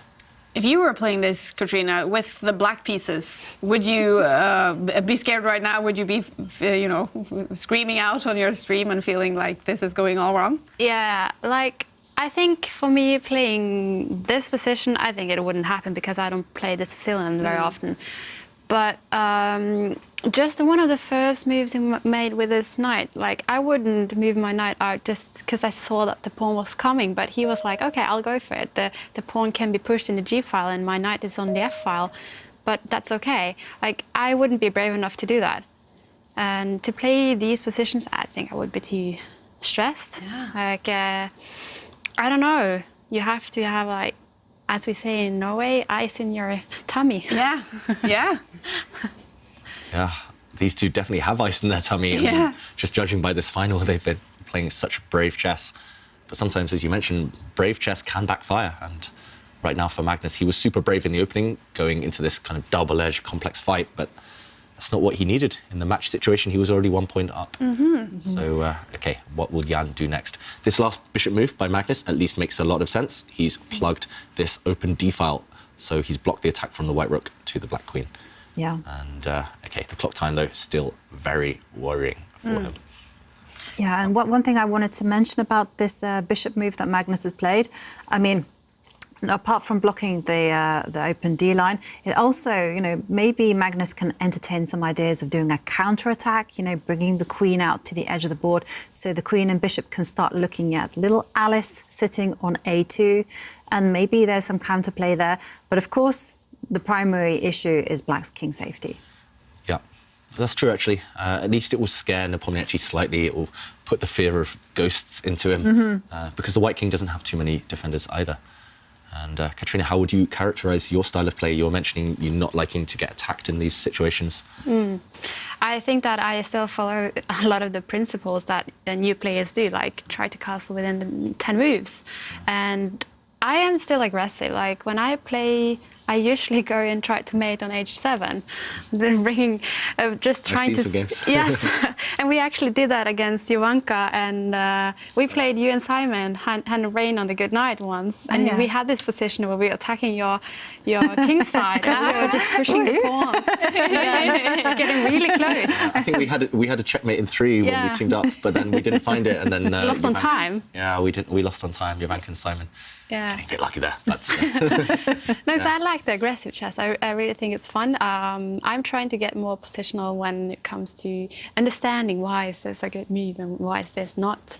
And trying to get more to the rook end games, as I said, I don't get to them often. And so now I see that it's really important, because in the classical games that I had, I actually lost a few games. That was a theoretical draw, but I didn't know how to hold it with a rook against a pawn. Yeah, we both had a rook and he had 1 pawn, and it was a theoretical draw. I know that now. Is that something you've actively worked on since your first over-the-board experience? Yeah, so I had some of my friends help me understand how is this. What happened to the boy? Yeah, I mean, it's a bit of a strange decision by Nepomniachtchi, I have to say, while you guys are talking, because he just came in and jumped with his knight, gave a check. But after bishop takes knight, pawn takes bishop, then black is not obliged to capture the pawn. Yeah, I'm just wondering as well, Jovanka, you touched on the term counterattack. Now might be the moment for black to counterattack. If we pull up the board, let's keep an eye on the players. We might see a big reaction from Jan if Magnus plays. OK, he just brings his rook across. Firstly, as Jovanka mentioned, queen takes pawn was a bad move, because now the bishop would actually hit the queen and hit the rook behind it in the corner. So Magnus is preparing this by just shuffling his rook across, putting it on a light square. That's important, because now it will never get hit by the white bishop. But I was about to say, maybe there's something even better. Maybe the black queen could have jumped to the side of the board, hitting this pawn with the queen, with the bishop, and suddenly white is the one under attack. White's king is under fire. And if the pawn steps up, just to block this bishop's diagonal, then there are ideas such as sacrificing this rook. This is quite a typical theme in very specific situations where your opponent's king has no defenders, and after the king steps forward, taking this rook, suddenly the queen comes down, hitting the king now. And maybe the only way to survive is to march into the center of the board, but the white king would be under serious pressure here. This is still in the air, but Magnus instead taking a quieter option and not going for the white king immediately, not going for the counterattack by bringing his queen out, instead just shuffling his rook across. And the reason the evaluation bar doesn't like this is because white's knight was maybe the best attacker. White's knight could have maybe been the one delivering the killer blow to the black king. Now it's opposite color bishops, but as long as black controls the light squares, white will not be able to break through on that color complex. And actually, this one pawn holds everything together. It's going to take ages for white's queen to sneak into the position. Now, without the knight, white's queen is the only one that can deliver checkmate, but she's a mile away from doing that. Well, from a human perspective, and also looking at the clocks, David, do you agree with the bar? I'm surprised it's that far in black's favor, but the momentum has changed for sure. It was like it listened to you. Yeah. Just when you said that, okay, well, I'm going to listen to David. Yeah, it's mainly because I don't see any follow-through for white now. And also, if we do a quick count, black is a pawn up after all. So that's why +1 for black does make some sense. The valuation bar just reflecting the material on the position. And if you look at the pawn next to the white queen, in any endgame, black will be winning because that pawn is 2 squares away from promotion. So black has that in his pocket. Magnus knows any queen trade will favour black. Yeah. And it's nice to have these kind of long-term and short-term goals in mind. Yeah, I'm so shocked at that move, actually, because like David kind of highlighted, the queen and bishop, in order for this to be an effective strategy, the queen and bishop need to be working really well, targeting that e7 square. First of all, they're not going to get that. It's not, I mean, you can't enter that. It's just no way. So where is white's counter-attacking possibilities? And like you say, the more pieces that get traded off, the more that pawn sitting on f3 is going to become stronger and stronger. And it's something that Magnus can almost, I kind of use the word bully, can bully Nepomniachtchi. Is like, you want to trade, you know, I'm going to just trade pieces. You want to make a trade? Here you go. And Nepomniachtchi will have to keep declining that trade. And all Magnus needs to do is get a safe king, easy. Yeah, exactly. If the queens come off, it's just all going to be about black. And this last move, actually, I've been looking at it for a while. I like it from Magnus. He wants to bring the black rook down to the g2 square, to the second rank, where all of the white pawns are, and it's going to start picking off pawns. The 2 black rooks on great open lines. White's rooks, meanwhile, the one in the corner, not doing anything. The other one in the centre, blocked by a strong, fortified bishop. Yeah, Second heaven. Exactly, second heaven. The second rank for black's rooks, I mean, if they land there, it's going to be deadly. And if white tries to challenge for this g-file to try and trade off a set of rooks, black will still plant his rook on the g2 square, and it's going to be really hard for white to deal with. And Magnus looking much more relaxed than he did just 2 moves ago. Yeah, well, he's kind of escaped the worst of it. And this was actually something that we saw in the World Championship. You know, a lot of commentators spoke before the event that, you know, Nepomniachtchi's biggest danger was this, what they called the glass jaw, which is like a boxing term, you know, that's fragile. He gets hit, he doesn't get back up again. And it seems to be striking again. And it just seems to be like a super sharp position, and he tries to take the most direct way, and it's not successful. Sometimes you should be a little bit subtle. Yeah, in the last game, his mistake came after just 48 seconds of thinking, and then he made a knight sacrifice, which didn't work. This one, he made this knight check after a couple of minutes of thinking, but it was the wrong decision. And maybe just at that critical moment, investing another 2 minutes would have helped him find a stronger idea. And now the evaluation bar really hating white's position. I'm wondering what's going to happen if black's rook simply comes into the g2 square as predicted. Suddenly it's like, I don't know, somehow chess is like this, you know, like you're struggling all throughout the game, and then your opponent makes a mistake, and suddenly your pieces have found themselves in great counter-attacking squares. And the rook that wasn't that effective is suddenly can potentially line up with its partner on the, and they can hit together the c2 square, like David highlighted. The queen is primed to come in and jump out to the right stage. And look at this bishop that he's planted on the d5 square, which primarily was a defensive purpose. And now it can even sacrifice, okay, and there you go. The rook comes into the second rank. Wow. It's the best move, but it's also the most obvious move. So, of course, Magnus was going to find it. And the problem is, these white pieces, they look great on these open lines, but they can't break through. They're hitting against concrete here. They're hitting against granite. This pawn is so well defended for black, and this bishop defended by the black queen. We should mention another tempting move maybe for viewers at home would have been queen takes pawn. It looks like you can grab a second pawn for free, but now rook takes bishop would be possible because the queen no longer defending this bishop, and this pawn in the center is pinned. It cannot recapture because of a line towards it from the white queen. So this would have been a mistake, but Magnus, of course, would have spotted that and bringing his rook in, hitting a really tender spot in white's camp. Suddenly, the white king, which looks super safe, having 3 pawns shelter in front of it, is not feeling too good because if, for example, black gets another move, 2 rooks on the second rank, this is just going to be disaster. The black rooks are going to crash through and deliver a nasty checkmate over the next few turns. So, yeah, already dangerous for Jan. And if he lifts his rook up, which I think he has to, that only exchanges pieces in the best of worlds. For example, black can just do nothing. Black can even just wait. And if a rook capture happens here, look at this pawn. How strong is this? tying down both of white's queen and white's rook to this promotion square. Yeah, this one is one-sided traffic right now, and I think Jan is going to be really regretting that knight check earlier. He's just let black's rook into the heart of his position. And he has gone under 5 minutes on the clock, Jan Nepomniachtchi. He cannot lose this game. If he does, then Magnus Carlsen will be the winner of the Airthings Masters. And do you think that's now going to be the case, David, after 3 games today? Yeah, I'm struggling to find any active ideas from Jan. He's shaking his head now slightly as well. It does feel like we might not get a game 4. I wanted to see game 4. There's been so much excitement in every single game, but Magnus just one chance. He was given one chance in the last game. He seized it. Now one chance in this game. So far, he's seized it, and yeah, that's why he's the world champion. He is ruthless. And meanwhile, okay, Jan jumping in with the queen. That's brave. Allowing black's rooks to come into the position. There is a threat from white. White actually wants to bring the rook up and capture black's bishop in the middle of the board, because if the black queen ever moves away, white's queen is going to zoom across, step in front of the black king and deliver checkmate. So some active ideas, but it feels like it shouldn't work. It feels like Magnus should have complete control. Can he just capture this pawn with his rook?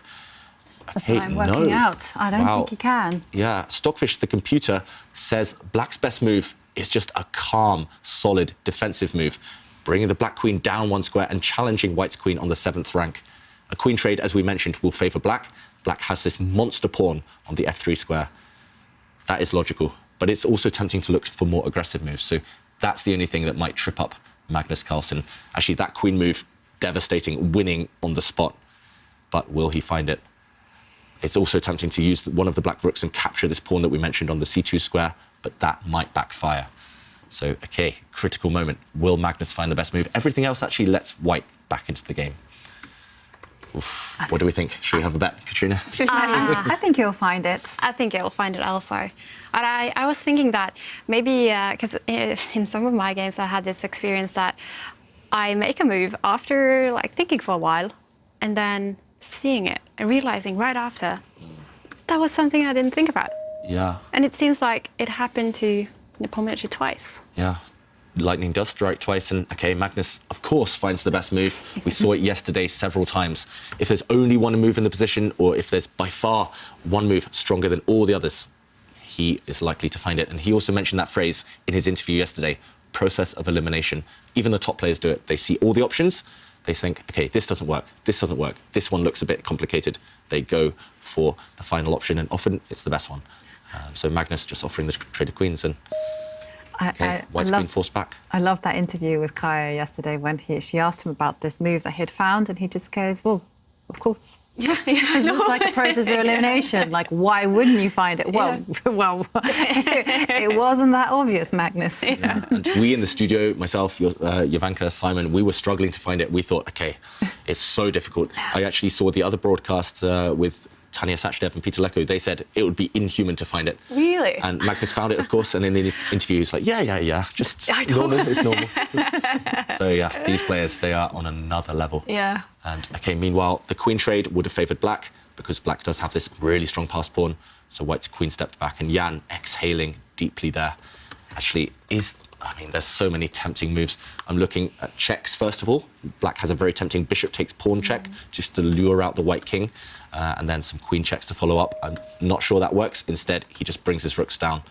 And second heaven, as Kaja coined, those 2 black rooks, that's just too strong. Just looks completely winning for black. Yeah. Black is going to take the pawn next to the white king now, and then take the other pawn. How do you defend? I mean, can you just ignore everything and just go queen takes bishop and...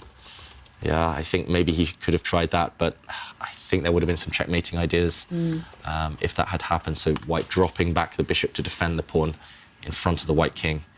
But black is 2 pawns up now with the attack. He just needs to be careful, as Jovanka mentioned, of threats like white's queen taking the black bishop in front of it, utilising a pin on the e-file. But plus 30. Wow. Normally we see plus 3 or 4 or plus 100 if there's checkmate, but never plus 30. That means there must be a win. What is the win right now for black? It must feature a check, surely. It feels like there's something in the air. Is the black bishop going to come down and take a pawn with check? Can black's rook sacrifice itself? Oof, black's queen can just move and keep everything safe, and I think black's winning anyway. But is there a killer blow? It's gone up to plus 100 for black. Whoa. That means there's checkmate in the position. Can you go is the queen checkmate? a4 maybe, or bring it in like? Yeah. Actually, Yeah, I think you're right. I think you're right. That's a Katrina. great. We should show it. Yeah. Okay, let's quickly show this before Magnus finds it in the current position. If we just catch up, this was a couple of moves ago. Now, Katrina's mentioning queen to a4, threatening checkmate in 1, hitting the square with the queen and pawn. And now, if the white queen steps up, capturing this bishop, utilising the fact it can't be taken due to a pin here. Katrina, the killer blow. Rook takes pawn, right? Rook takes pawn, that's a check, guarded by this rook. And after bishop takes, another check. This is nice. Black sacrificing a rook and a bishop, but delivering checkmate at the very end. Well, he's not gone for that. Not gone for it, He's but gone. maybe finding a different strong path. Magnus in the current position, taking this bishop, and now after king takes, he's jumping in with the black queen. Still strong, but your move winning on the spot, Katrina, I think. And now the white king is able to hide in the corner, maybe. And Jan, is he living to fight another day, or has Magnus got a follow-up here? I think he's going to do Katrina's idea. There we go. There we go. There you go. Same idea. And yep. And again, Just somehow queen a takes- little bit meaner. the long way around. And again, queen takes bishop, runs into queen check, and checkmate in the corner of the board. This one, it's almost game over. Let's go back to the players. It's black breaking through to the white king. Wow, Magnus Carlsen about to win the Airthings Masters if Jan-Krzysztof isn't able to come up with something incredible. And he is capable, but 100 on the bar. Sometimes the position is just not good enough. You know, you might be the best player in the world, but your position is just dire and there's nothing to do. And unfortunately, barring something going terribly wrong for Magnus here, it's going to be game over because there's just no defense to queen takes pawn check. And if you do try to defend against it, well, there's simply going to be... I don't see it, actually. Yep. There's no way. To defend. No way. Computer confirms it. Plus 100. That means checkmate is about to happen. Jan-Krzysztof just raising his eyebrows, down under 3 minutes. Is he about to resign? Oh, There's look, no way to continue. No. he looks so sad. Yeah. Oh. Nothing else to do. Checkmate coming in the next few moves. It'll be nice to see it on the board. That will be a fitting way to end such a fighting tournament. But either way, heartbreak for Nepomniachtchi, who's been so good the whole event. Magnus just taking his chances today, right? Yeah. It just kind of feels like the story is followed like one narrative, like Nepomniachtchi was so dominant in the opening, and then one misstep, and the kind of the whole situation, the whole momentum has changed for Magnus, and Magnus takes over.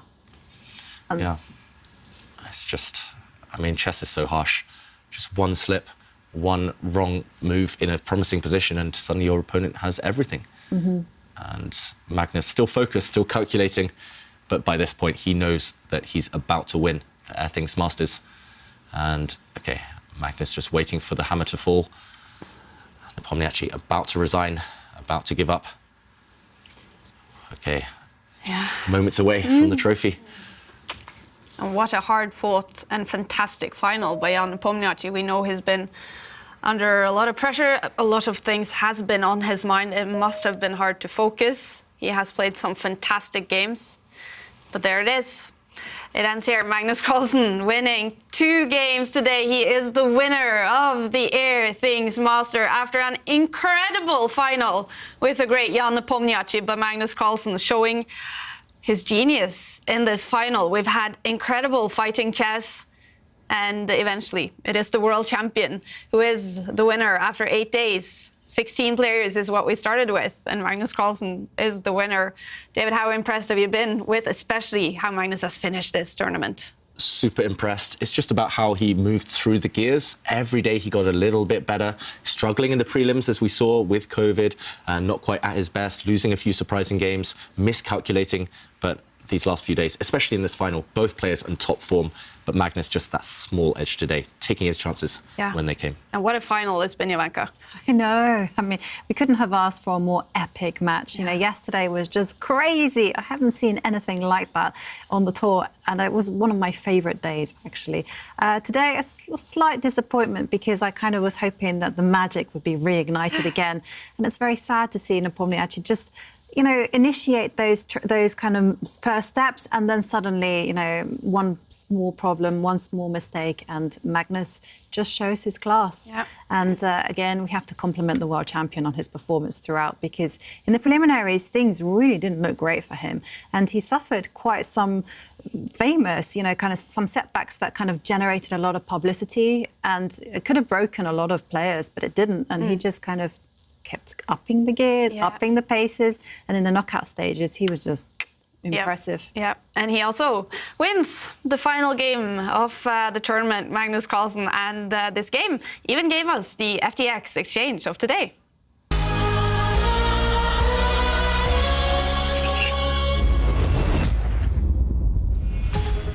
And exchanges, they happen all over the place. They come in all shapes and sizes. And right now it looked like white was creating a big threat in the middle of the board. White now is actually threatening to take this bishop. For example, if black just makes a move, this bishop would fall. And after a few exchanges in the middle of the board, we realize that white is doing well suddenly, because this pawn is pinned. The rook in the center of the board cannot be recaptured by the black pawn.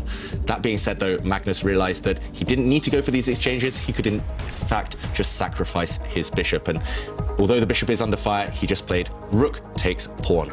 And this required some calculation now.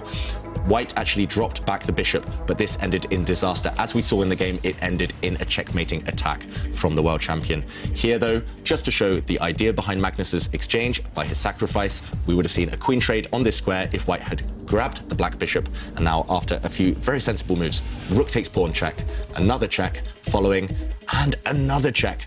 Black would win with a simple pawn push. All about this pawn now, deflecting away the white rook. And once the white rook moves, this rook in the center drops. Exchanges, if calculated correctly, can be very, very effective. Wow, what a game by Magnus Carlsen. What do you think of the final day here, Katrina? I'm absolutely happy to see that he won. Yeah.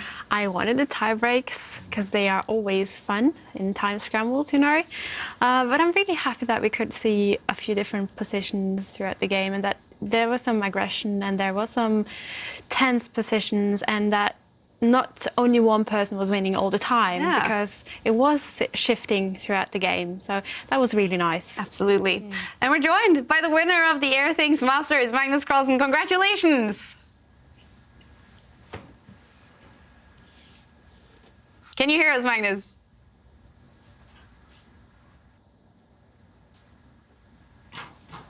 Oh, I guess we are struggling with the sound on Magnus. All right, we are trying to fix that technical issues. David, last year, it took Magnus 5 tournaments to win his first event. Now it's in the very first event in the tour, and he wins it. He's on a roll, not just in online chess, as we saw in this tournament, but ever since the World Championship match, then winning Vaikanze, Tata Steel so impressively. Now this tournament, he's mentioned that 2,900 figure as a target. Now he could hit it in the tour ratings if he continues in this form. So he's finding ways to motivate himself, and that's the key. He's the best player in the world for a reason, and he looks fully motivated, fully focused, and that brought him victory here. Definitely. Hopefully we will fix that technical issue with Magnus to hear from him after this fantastic performance. Do you think, Ivanka, that the final in this tournament has been where Magnus has been the very best, or have you seen it throughout the whole knockouts? I think throughout the whole knockouts, I mean, he's been very, very impressive. But it just felt like yesterday and today, he's brought that extra touch, because he's had difficult positions and he's had to rise to the occasion many, many times. And sometimes, I mean, I'm thinking yesterday, he had only seconds or less than a minute under his clock, and he found these incredible saving moves and ways to keep the game alive. And yes, they were topsy-turvy roller coaster games, but, well, I can tell you, it takes nerves of steel to handle the kind of pressure and all the emotions. And I'm hats off to both players, but especially to Magnus Carlsen. Yeah, definitely. And David, we've seen a new format for the first time now in the Meltwater Champions Chess Tour. The preliminaries was 4 days, 3 points for a win, only 1 point for a draw. And now Magnus Carlsen is ready. So I'll, first of all, congratulations, Magnus, on winning the Airthings Masters. Thank you. So last year, it took you 5 tournaments to get that first tournament win. Now you do it on the very first event. How do you feel about that? No, it feels good, of course. I think these things are always going to be about whether you can perform on that particular day and so on. So, but yeah, I mean, I had a pretty, my games were going in a positive direction here. I felt that I was playing better as the tournament went along, and yeah, fortunately that was enough. I do think he didn't show his best today, though. I mean, overall in the tournament he'd done very well, but yeah, today was not his day. Yeah, it's definitely been a super intense final. Do you think his performance was the big difference from yesterday till today, or do you think something with your play as well? No, I think I kind of did the same, trying to play complicated chess, but also making a lot of mistakes, which is pretty much the same as I did yesterday. But yeah, today he clearly made a serious blunder in the second game. I don't know really what happened, what he missed right there. That's probably up to him to answer. And then in the third game, he actually had a very promising position, but it was very complicated. And as we've seen over the last couple of days, having a good position in a complicated situation has by no means been a guarantee that you win the game. So I didn't really feel like anything was decided there at any point. All right. And from what you've seen, Magnus, in this first tournament in the Tour 2022, some new players, young players, and a new format. What do you expect from this full season of the Tour? No, it's going to be exciting for sure. As you said, we saw a lot of new and also young players do well here and make their mark on the tournament. The final, of course, ended up being between kind of two older rivals. So it's an interesting clash both between styles and to some extent generations as well. And yeah, it was a very good start to the Tour. I think it was an excellent tournament overall. Yeah, and what can you say about your form? World Championship match, winning, of course, Tata Steel, fantastic. And throughout this tournament as well, after being sick in the preliminaries, playing fantastic in the knockouts. What can you say about your form? No, as I said, it's on the upturn. I don't feel like I performed like much better than what I used to do last season in the knockouts, but I didn't have any like really bad days, which is often what plagued me last time. Like I didn't play it perfectly at all, but I didn't feel at any moment that that my brain like wasn't really working or anything. I was just playing complicated chess and making mistakes. So it's on the upturn. That's for sure, and it feels really good to win the tournament, which started really in a difficult way for me with the preliminaries where I was nowhere near the top and didn't qualify until the penultimate round. So yeah. So Magnus, what's next for you, and also how are you going to celebrate this victory? We'll see. I mean, I managed to finish a bit early, which means that there's more time for celebration. But I haven't thought too much about it.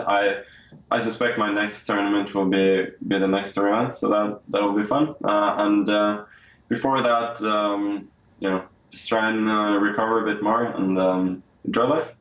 All right. And finally, Magnus, you do receive a very cool NFT trophy for this win. You're second. You also got an NFT trophy for winning the finals last season. Will it be possible to collect all 9 trophies this season, do you think? I very much doubt it, but I've won a couple in a row now, so I hope to keep that going. All right, and there we see the trophy. Magnus, congratulations so much again, and thank you for joining us. Thank you.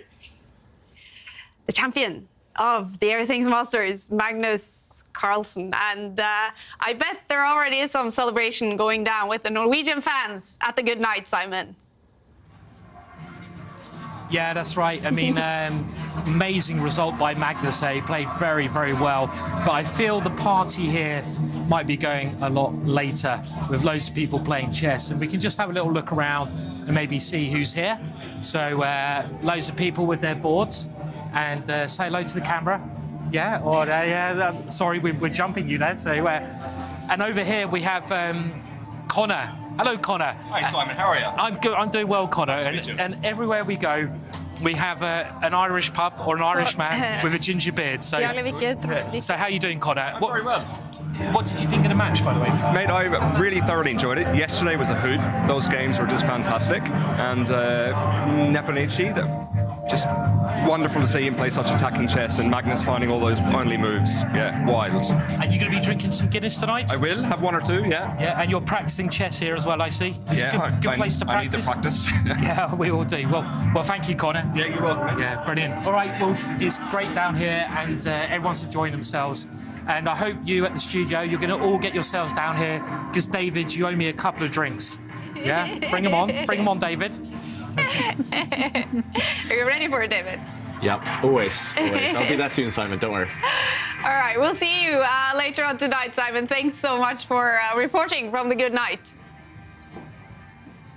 I'll see you all later.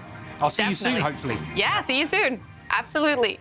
Simon Williams reporting from the good night. The Airthings Masters is finished. Magnus Carlsen is the winner. We had some new stuff in this tournament for this season. We have the Fighting Chess Index that has been incredible. Some extreme fighting chess has been going on. We also have the tour rating. And the players, they started out with their rating in classical chess, and it's been going up and down throughout the tournament. And Magnus Carlsen, he's still the highest rated tour player, David. He's the highest rated. He's back to almost where he started the tournament. A huge gap now, down to number 2, down to Jan Nepomniachtchi. But then again, for Jan, it has been a great event. Up to number 2, almost 2,800, and some twists and turns throughout the season. We'll see even more fluctuations with these numbers. I think the tour ratings is just a great addition to this season of the Champions Chess Tour. Definitely. Look at Eric Hansen gaining 66 rating points. He made it to the quarterfinals, so that was a lot of fun. And this is going to be fun to follow. Do you think, Ivanka, that Magnus can reach 2,900 in the tour?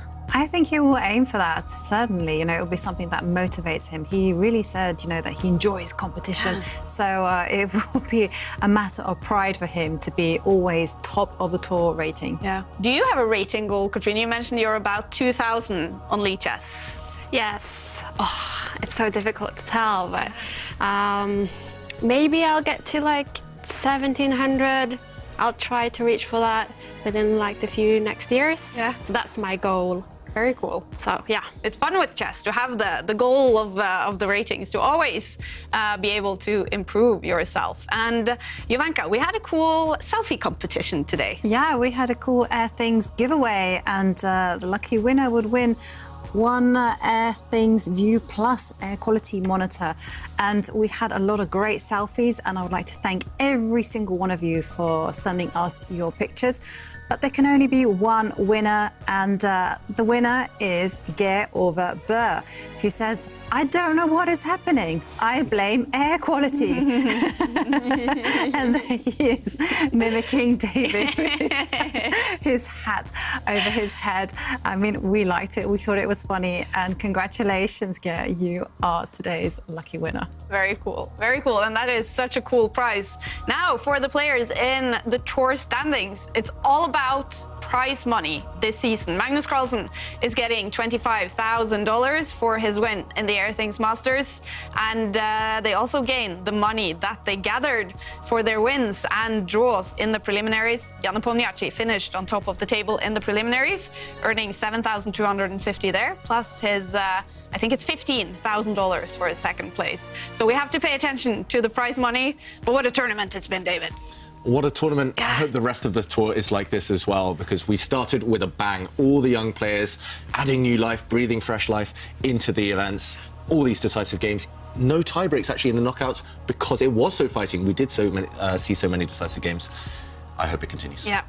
And Katrina, it's been such a pleasure to have you in the studio today as well. And if our viewers want to go check out your stream, where do they do that?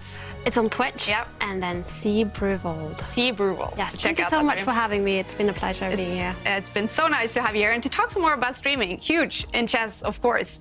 Now, this tournament is over for now, but we're going to be back in only about 3 weeks with the next leg in the Meltwater Champions Chess Tour. So it's not a big break, and we are already looking forward to more action. And we're also sending warm wishes to all of our viewers around the world. Thank you so much for watching, and we'll see you in 3 weeks.